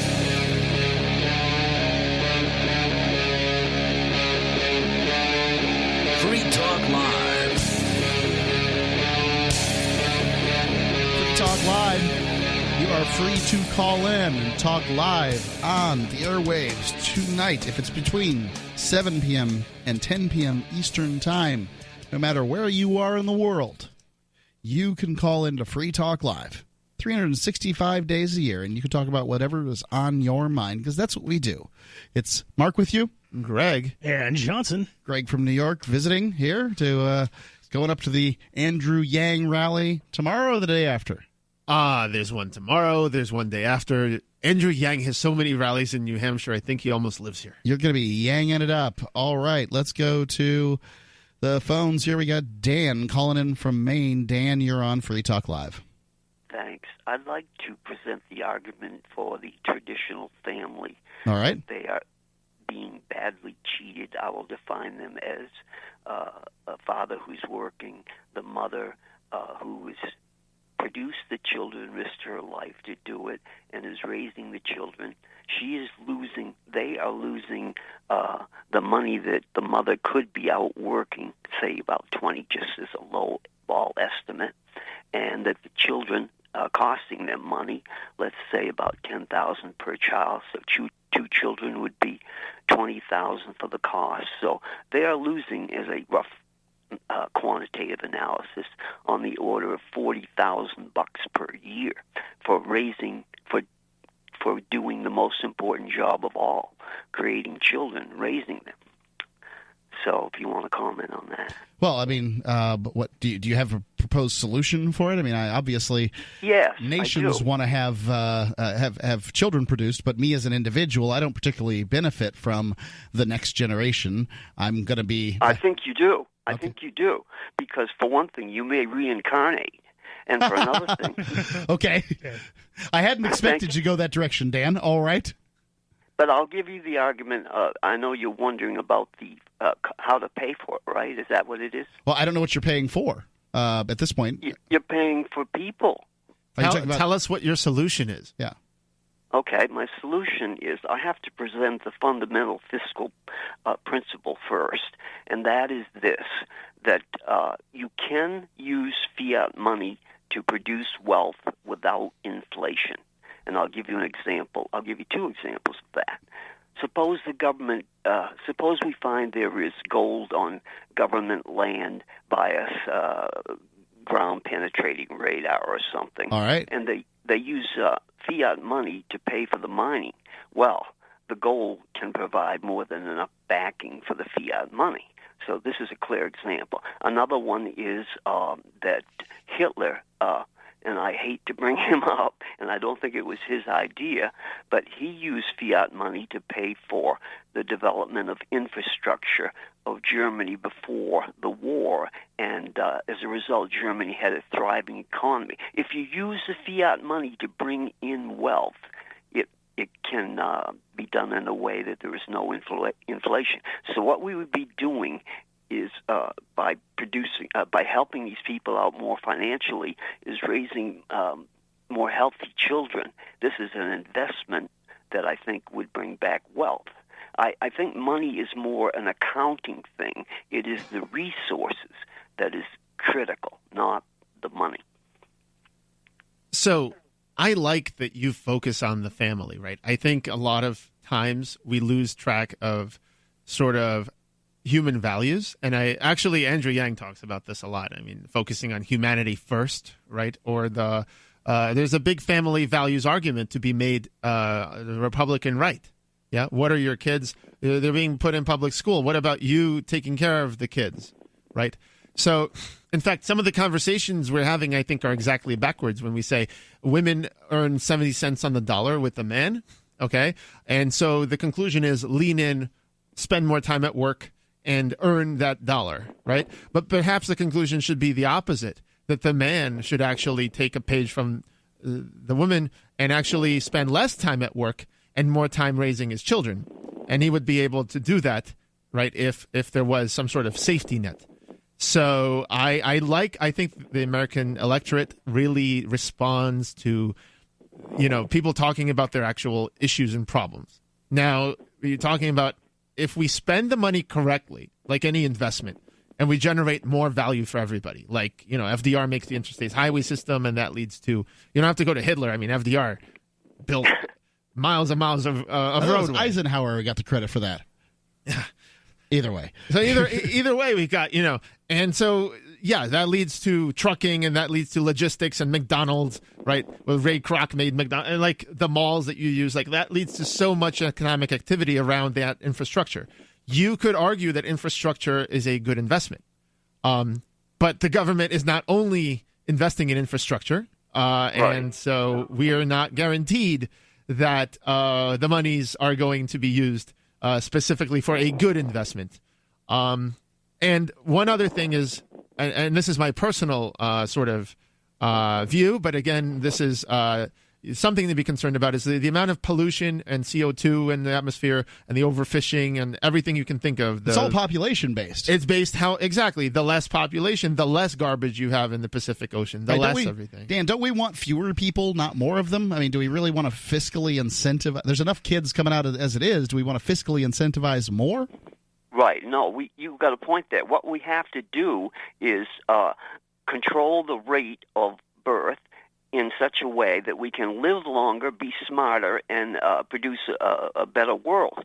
And he brought up an important point that I've forgotten. I can't remember what it was. You're welcome. Thanks. Go ahead. I guess Dan, I've got another caller, and I'm going to thank you for this call. Appreciate it. You call back at any time. 855-450-3733. It's 855-450 free. Let's go to David calling in from New Mexico. David, you're on Free Talk Live. Yeah, I wanted to give you some facts in a more clear fashion on a judge that was stealing, rather than give it in a narrative, give it in paired facts to demonstrate the lengths that this judge, Pamela Smith, and her husband Randy Smith, in Truth or Consequences, aptly named town in New Mexico. This judge was a probate judge, so she's dealing with dead people's money. And she had a fiduciary, by definition and legally, has a fiduciary responsibility to those people. If anybody knows what fiduciary means, money. She has to act in the best interest of the estate, not in her own best interest. And upon this elderly man's death, he was 82, and he died and she was called. She held a dual position. She was both the probate judge that would be administering the case, and at the same time, she was the deputy in the field for the OMI, the Office of the Medical Investigator. It sounds like the executive might have been colluding with the judiciary. Yeah, it was the OMI comes out of the University of New Mexico Medical Complex, and that's an obvious conflict of interest to hold both offices, because you can more easily do the crimes that she did. Then the next thing that she did is she appointed her husband to be an executor of sorts in the case because she claimed she could not locate any next of kin. The judge claims that the chief of police in Truth or Consequences had, when asked by her, had said that the guy had no relatives. However, the chief of police, in an interview with the Albuquerque Journal, said that the guy that had died had family in New York. And then the judge, Pamela Smith, stated that she had inquired of the deceased pension plan. He was a mason, a bricklayer, block-layer. She had inquired of the pension plan of any errors, and she claims the pension plan told her, the judge, that there were no living heirs. The only heir. We've heard all this. Is there something new to it? I mean, I've heard all this part of this. I've heard all this part of the story. Is there something new to it? Well, yeah. There's more information that you didn't get. I'm forgetting you're not Ian. If you were Ian, then I started in the middle of the story. Then he would want me to go back to the top. So I started at the top, and I guess I didn't work the system well enough in my phone call. I'm forgetting who I'm dealing with tonight. So David, anyway, yeah. Thank you for the call. Appreciate it. So we didn't get any farther than we did last time. That's true. For the call. Yep. Thank you. 855-450-37. 855-450 free. Free as in Free Talk Live. You got thanked.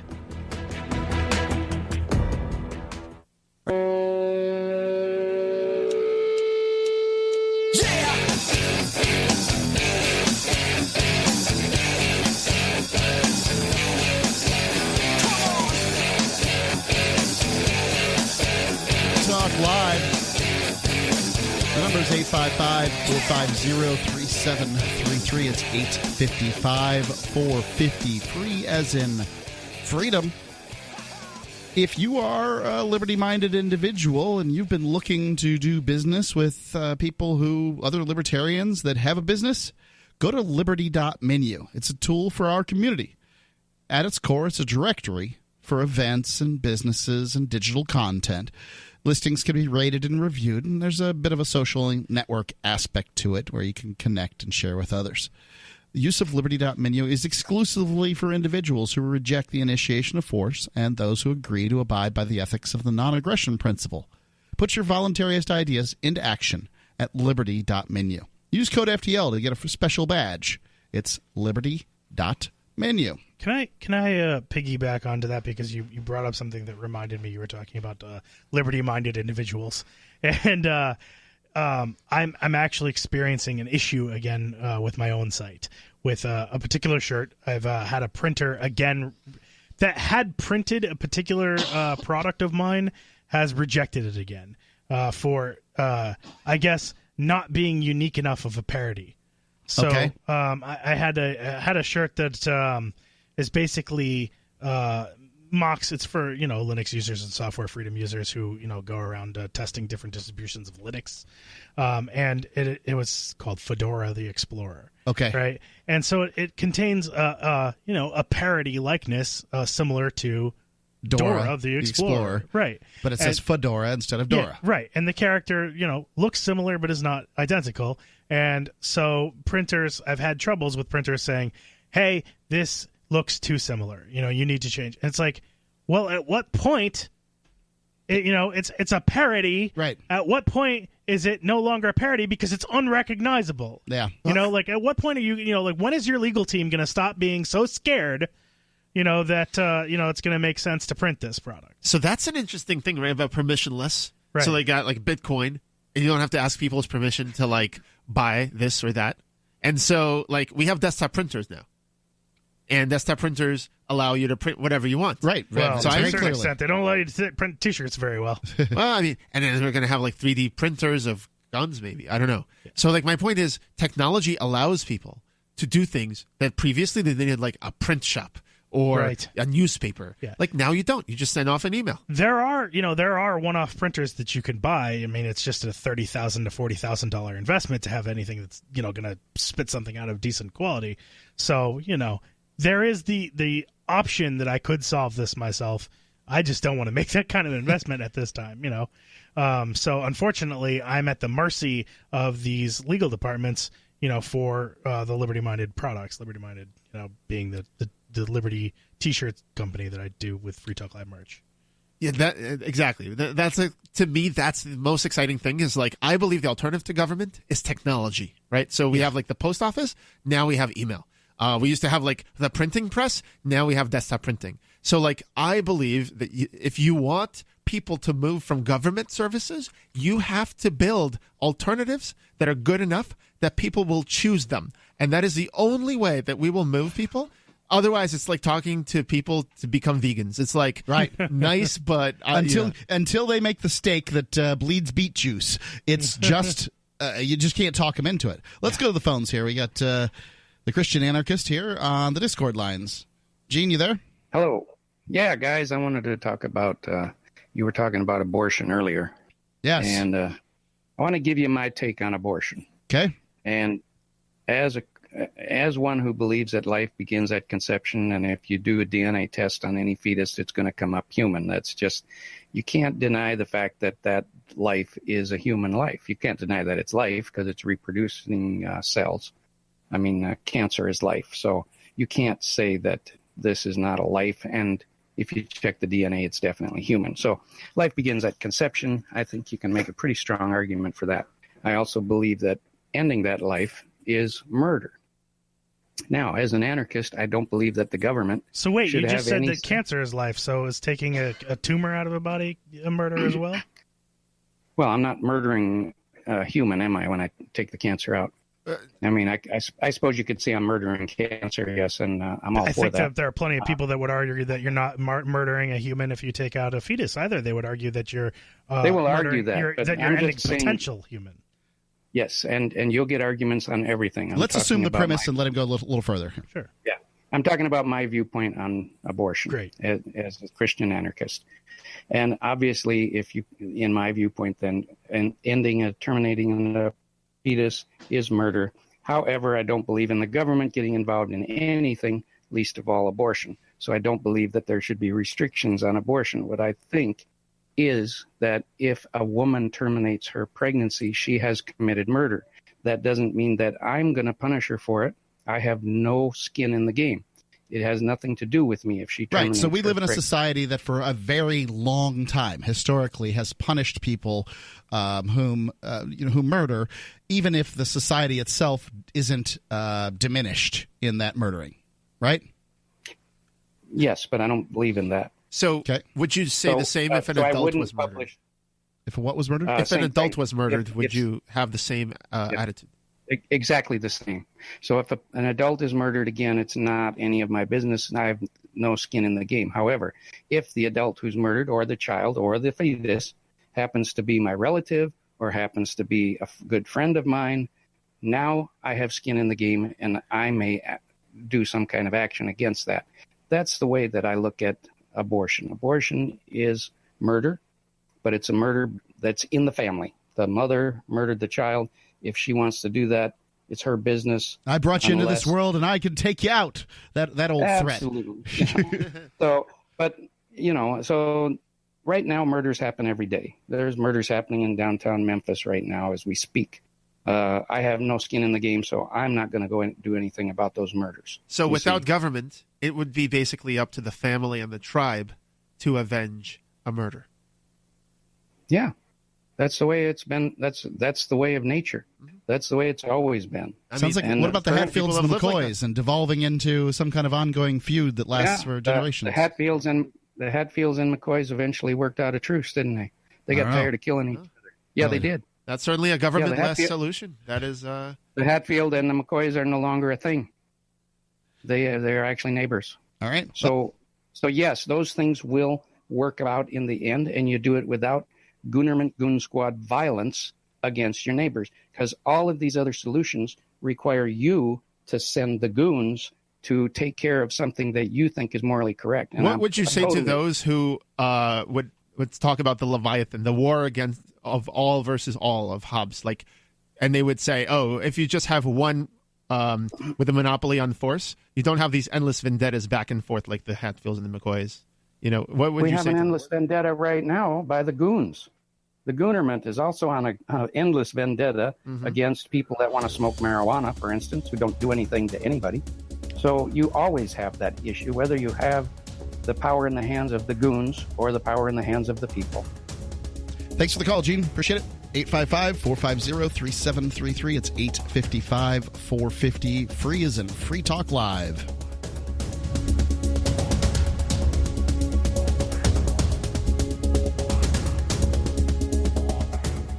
Business owners, you want more customers? Accept cryptocurrencies. There's people all around you just waiting to spend money at your store. If only you would take it. I know, you've been waiting till someone else makes it easy. Well, good news. HelpMeTakeBitcoin.com adds Bitcoin to your point of sale, totally free. Use the same equipment you already have, now with Bitcoin. And unlike credit cards, there's no fees. Let the guys at HelpMeTakeBitcoin.com bring new customers to your store. HelpMeTakeBitcoin.com.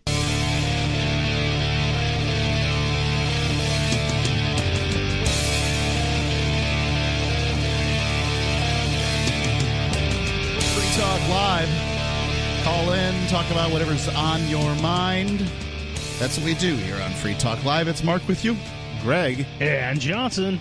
Greg, you had some thoughts on Gene, the Christian anarchist's little diatribe there on abortion. You know, it's interesting. People fear liberty, right? They fear people's ability to choose between A and B, because what if they make the wrong choice? Yeah, well, plenty of people do, right? Yeah. Now, I'm not talking about murder. I would make the right decision with my freedom, but it's what everyone else does. Yeah. Well, that's the problem, I would right? give That's it to Johnson. That's right. Johnson will always make the right decision. But the thing is, like, I see this both on the left and on the right, and I think UBI is neither left nor right. Right? It's an entirely different dimension. Universal basic income? Universal basic income. It's the idea that people will get money who are citizens just because. Free and clear, right? No qualifying for being poor, no qualifying for having a job, just completely this. So on the left, there's this sort of weird distrust of like consumer choice. Like if we give people vouchers, they're going to choose what school to go to. And then some schools could face private competition, right? And these parents could choose wrong. They could choose wrong, and then the public school would be starved of like resources. Right. On the right, though, there's also this distrust of like if people have their free time, they might choose wrong. They might choose to like take care of their kids or parents, or they might not be productive in society the way that they might not have a job. Right. And like I think if we are really going to have a society of libertarian values and freedoms, we're going to have to just trust that, yes, some people may misuse their money and their time, right?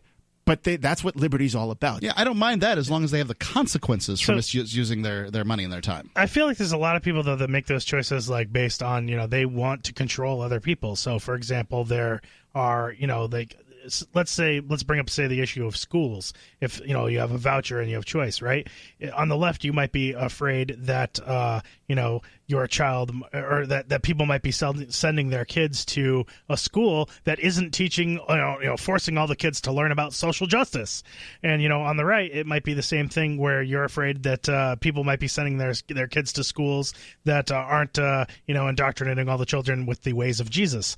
So, there's different just groups that war over kind of control of each other and the decisions that the people make. And I don't know if it's necessarily just fear. I think it's a combination of both. It's stick and carrot. It's wanting to control other people to a certain extent and being afraid of them not making the same decisions. And by the way, with jobs, it's very much control. I mean, I've heard so many libertarians say, well, who's going to work if they have the money, right? It's sort of like we need people to work. We need to control them enough so they're hungry enough. So someone's got to do the dirty jobs. Right? Yeah, yeah, sure. The dirty jobs specifically, because there's some jobs that probably most people simply would not do. And I guess that a UBI is saying that robots would take care of those dirty jobs. Yes I don't know. and no. Under a UBI, it's likely that those jobs would be done like 2 hours a day by different rotating shifts. Like in Chernobyl, when they took away the radioactive materials, there wasn't like people that took $1 million and did that. Right. There was like people just did little shifts of it. And I think most people, if given the choice, would like to spend time with their family and do little shifts. And I think our society would lead to a more part-time job. Why 40 hours a week today? Like maybe it should be 20 hours a week for most people in a few years, Let's go to the phones here. We've got, a friend of yours, Greg. We've got Libertarian Banker. Hey, Greg. Libertarian banker. Pleasure to see you, man. Pleasure to speak with you again. Thanks for putting me on the show, Mark. Just wanted to talk about the UBI. I mean, that's the usual topic I know Greg likes to bring up. But universal basic income. Exactly. So Mark hit on this point earlier that, there is only one way to fund a universal basic income, and that's through taxation. And whether Greg thinks he can find some voluntary way to do it, if you have universal basic income, that is a government program. And I think the biggest problem that I have with Greg, and well, not with Greg himself, I really like Greg, but with the idea of UBI is that kids today, they love this idea. This is an idea that's really gaining traction, and it's so dangerous because there are studies that show that it costs a country 20 to 30% of their GDP in order to administer a universal basic income program. And that's money that's lost. That's money that is taken from productive people and then given to somebody who doesn't work and doesn't produce. So all of these progressive socialist programs like, infrastructure, minimum wage, schools, all these programs don't grow, don't get better because that income is wasted by people who are lazy. And that's the biggest problem, is that this idea can catch on and is going to take over, the brains of these young children and brainwash them into believing this stuff. Let me ask you a question. I've got a question here. So one of the things that's said in this, and it makes a certain amount of sense, is if you give poor people a bunch of money, they'll spend it anyway. So it increases the velocity of money, as it's called in economics. It increases the velocity, which is generally considered a good thing. It benefits everybody. Also, the thrift really isn't involved in many cases. The poor people aren't going to be saving their UBI. They're probably going to be spending it. Even if they're spending it on things we don't want them to spend it on, they're going to spend it. So you're asking me why? Isn't that good? You're asking me. So the velocity of money. Let's talk about what that is. Explain what that is, I guess, for everybody, Mark. Yeah, sure. So more or less, it's just what I said. Is that it's good when $1 is spent, 10 times in a month rather than being spent one time in a month. 10 times. Okay. It's 10. It has 10 times the why buying is power. that? I guess the question is, why is that a better thing? Is savings and is that not the way to making capital investments?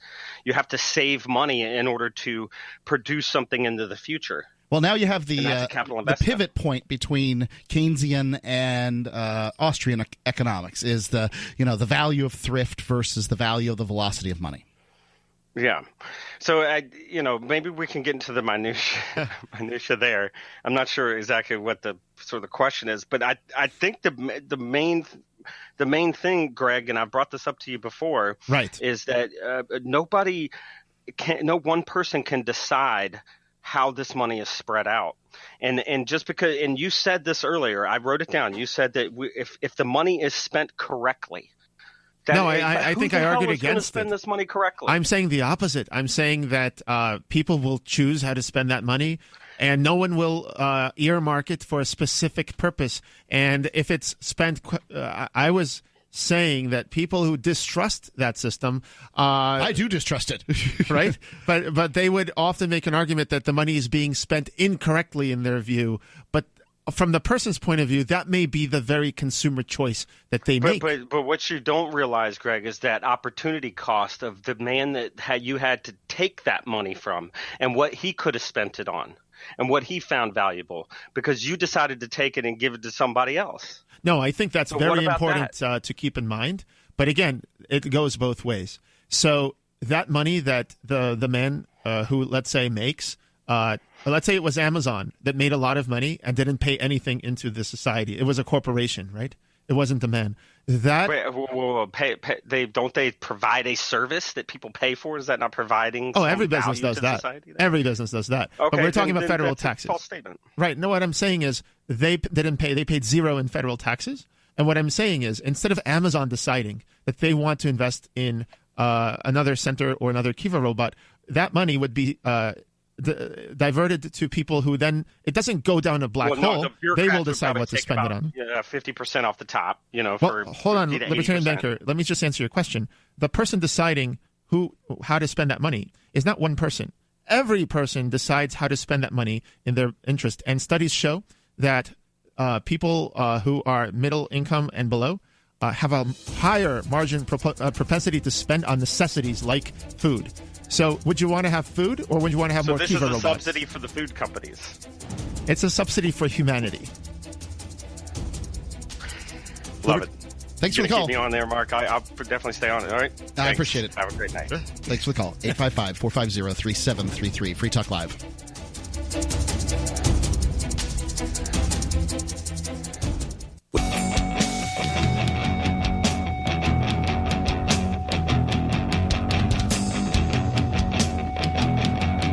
Free Talk Live. Final segment. Might be able to squeeze you in. I'll give you the number. 855-450-3733. 855-450. Free as in freedom. And please support Free Talk Live's Amplifier program. Go to amp.freetalklive.com to find more. Basically, you allow us to reach more people with the ideas of liberty and freedom of speech. It's amp.freetalklive.com. Greg, you said you felt like you owed Libertarian Banker just a little more of an explanation. Yeah, I just wanted to just to quickly address. Look, Libertarian Banker, I come on the show as a co-host to represent liberty, right?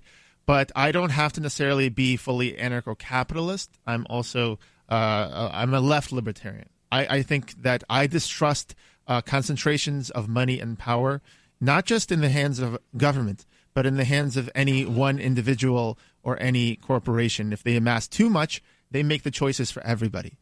So to answer your point, I think you're making two arguments here and you're conflating them. One is, of course, the guy earned the dollar. Okay, I'm not going to argue Which about. Guy are we talking about? Let's say Jeff Bezos. Okay, when somebody earns a dollar, they earn it. They earned it. Theirs. They earned it. They yes. So that is an argument, and I can understand your argument. They earned it. It's fully theirs. They did all the work, right? Except we live in the 21st century, right? And we didn't earn most of the technological progress and science. Those people are dead. Barack Obama's. You didn't build that. Yeah, so we didn't build Galileo's discoveries or Newton's or anything. Right. But neither did the poor guy down the street or the no government. one did. Yeah. We don't deserve those any more than people in the 13th century deserved their things. It's just a pure accident of fate that we're born now. Okay. So we all have free gifts anyway. So that's deserving is an interesting argument, but but let's not conflate that argument with who is better suited for society to spend that dollar. Okay. Jeff Bezos may spend that dollar on decorations for his next headquarters, and maybe 1,000 poor people would spend that dollar on food. Okay. So who is to say who is a better spender? We need to know what metric we're talking about. And my metric is the well-being of society, right? Of people.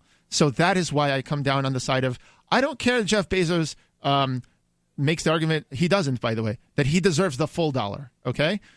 We all don't deserve to be born in the 21st century, 20th century. We got that for free.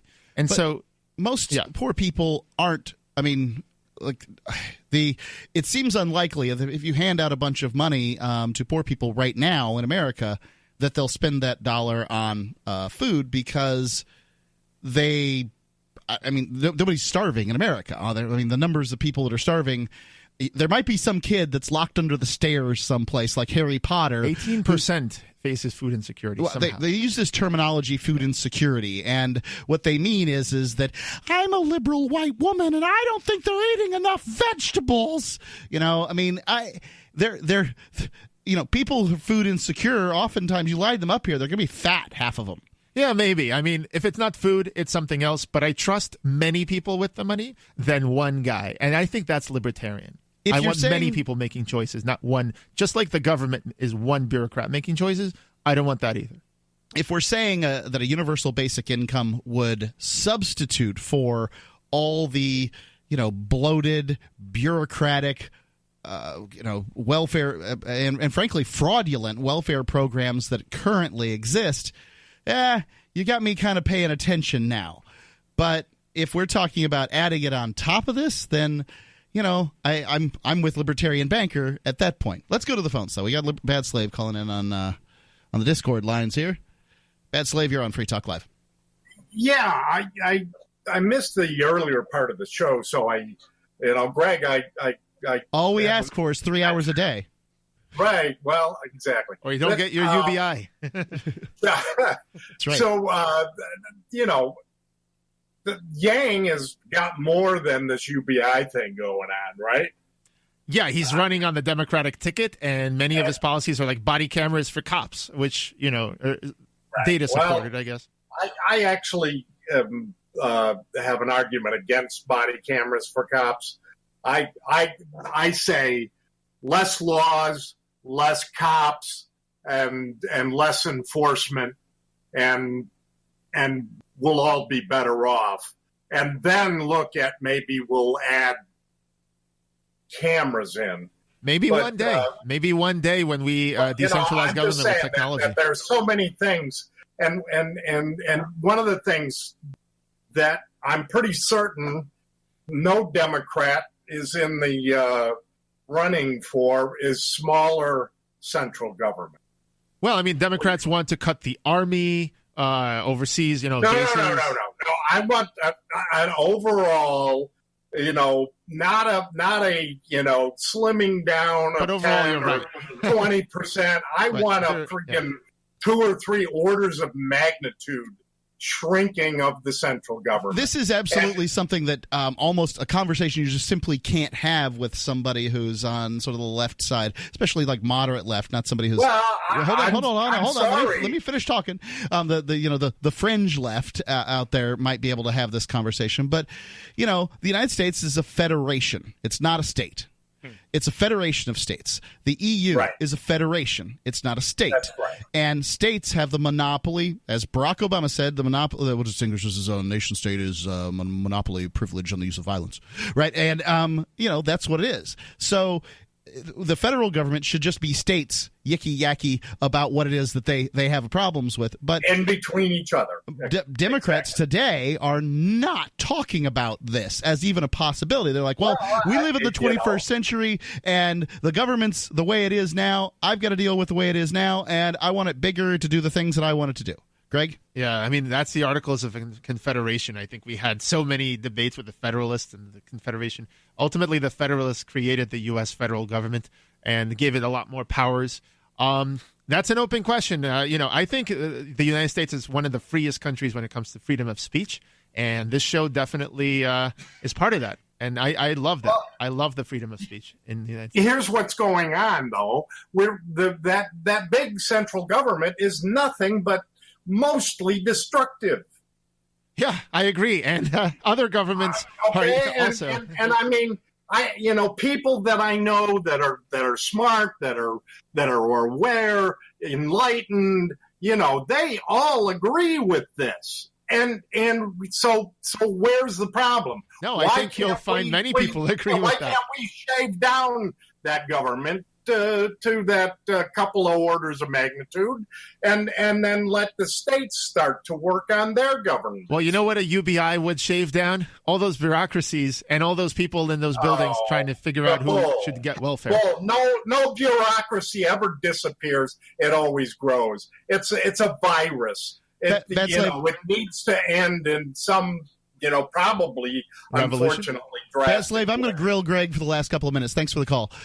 855, I'm giving the number. Greg, so you're saying the bureaucracy would go away. How would UBI possibly do away with bureaucracy? Well, I mean, Nixon, Andrew Yang, and others, they envisioned a world where you just give people money, and you don't even have to have them file a tax return.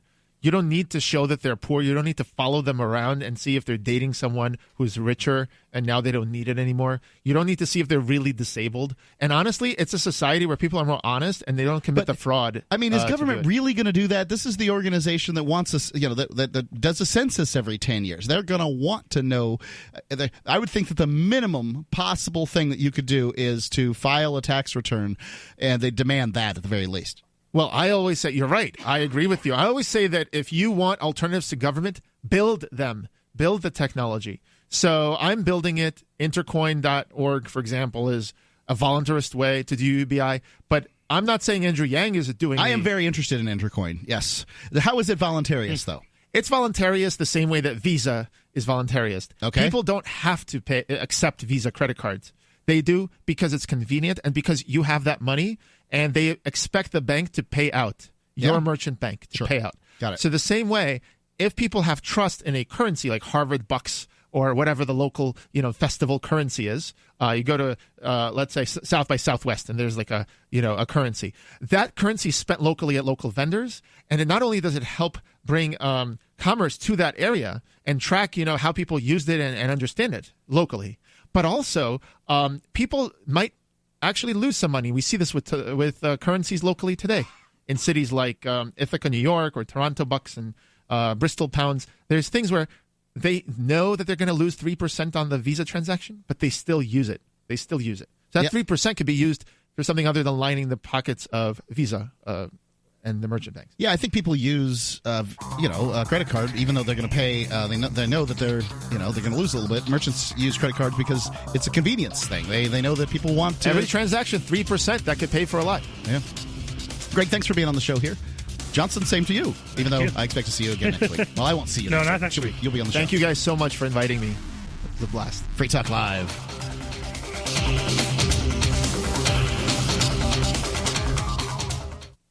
Are you concerned that liberty, free market economics, and the values that made America great are no longer taught in schools? Well, so am I. So I got my son the Tuttle Twins children's book series. My name is Jack, and I'm 11 years old, and I just started the Tuttle Twins. So far, I have learned that some people can use the government to ruin the economy and destroy people's businesses. Give all the young people in your life a chance at reason and clear thought, because they're not going to get it at school. There are 9 books in the series, and each one teaches a set of ideas that children aren't getting elsewhere. Go to TuttleTwins.com and use coupon code FTL to get 40% off. Again, that's TuttleTwins.com.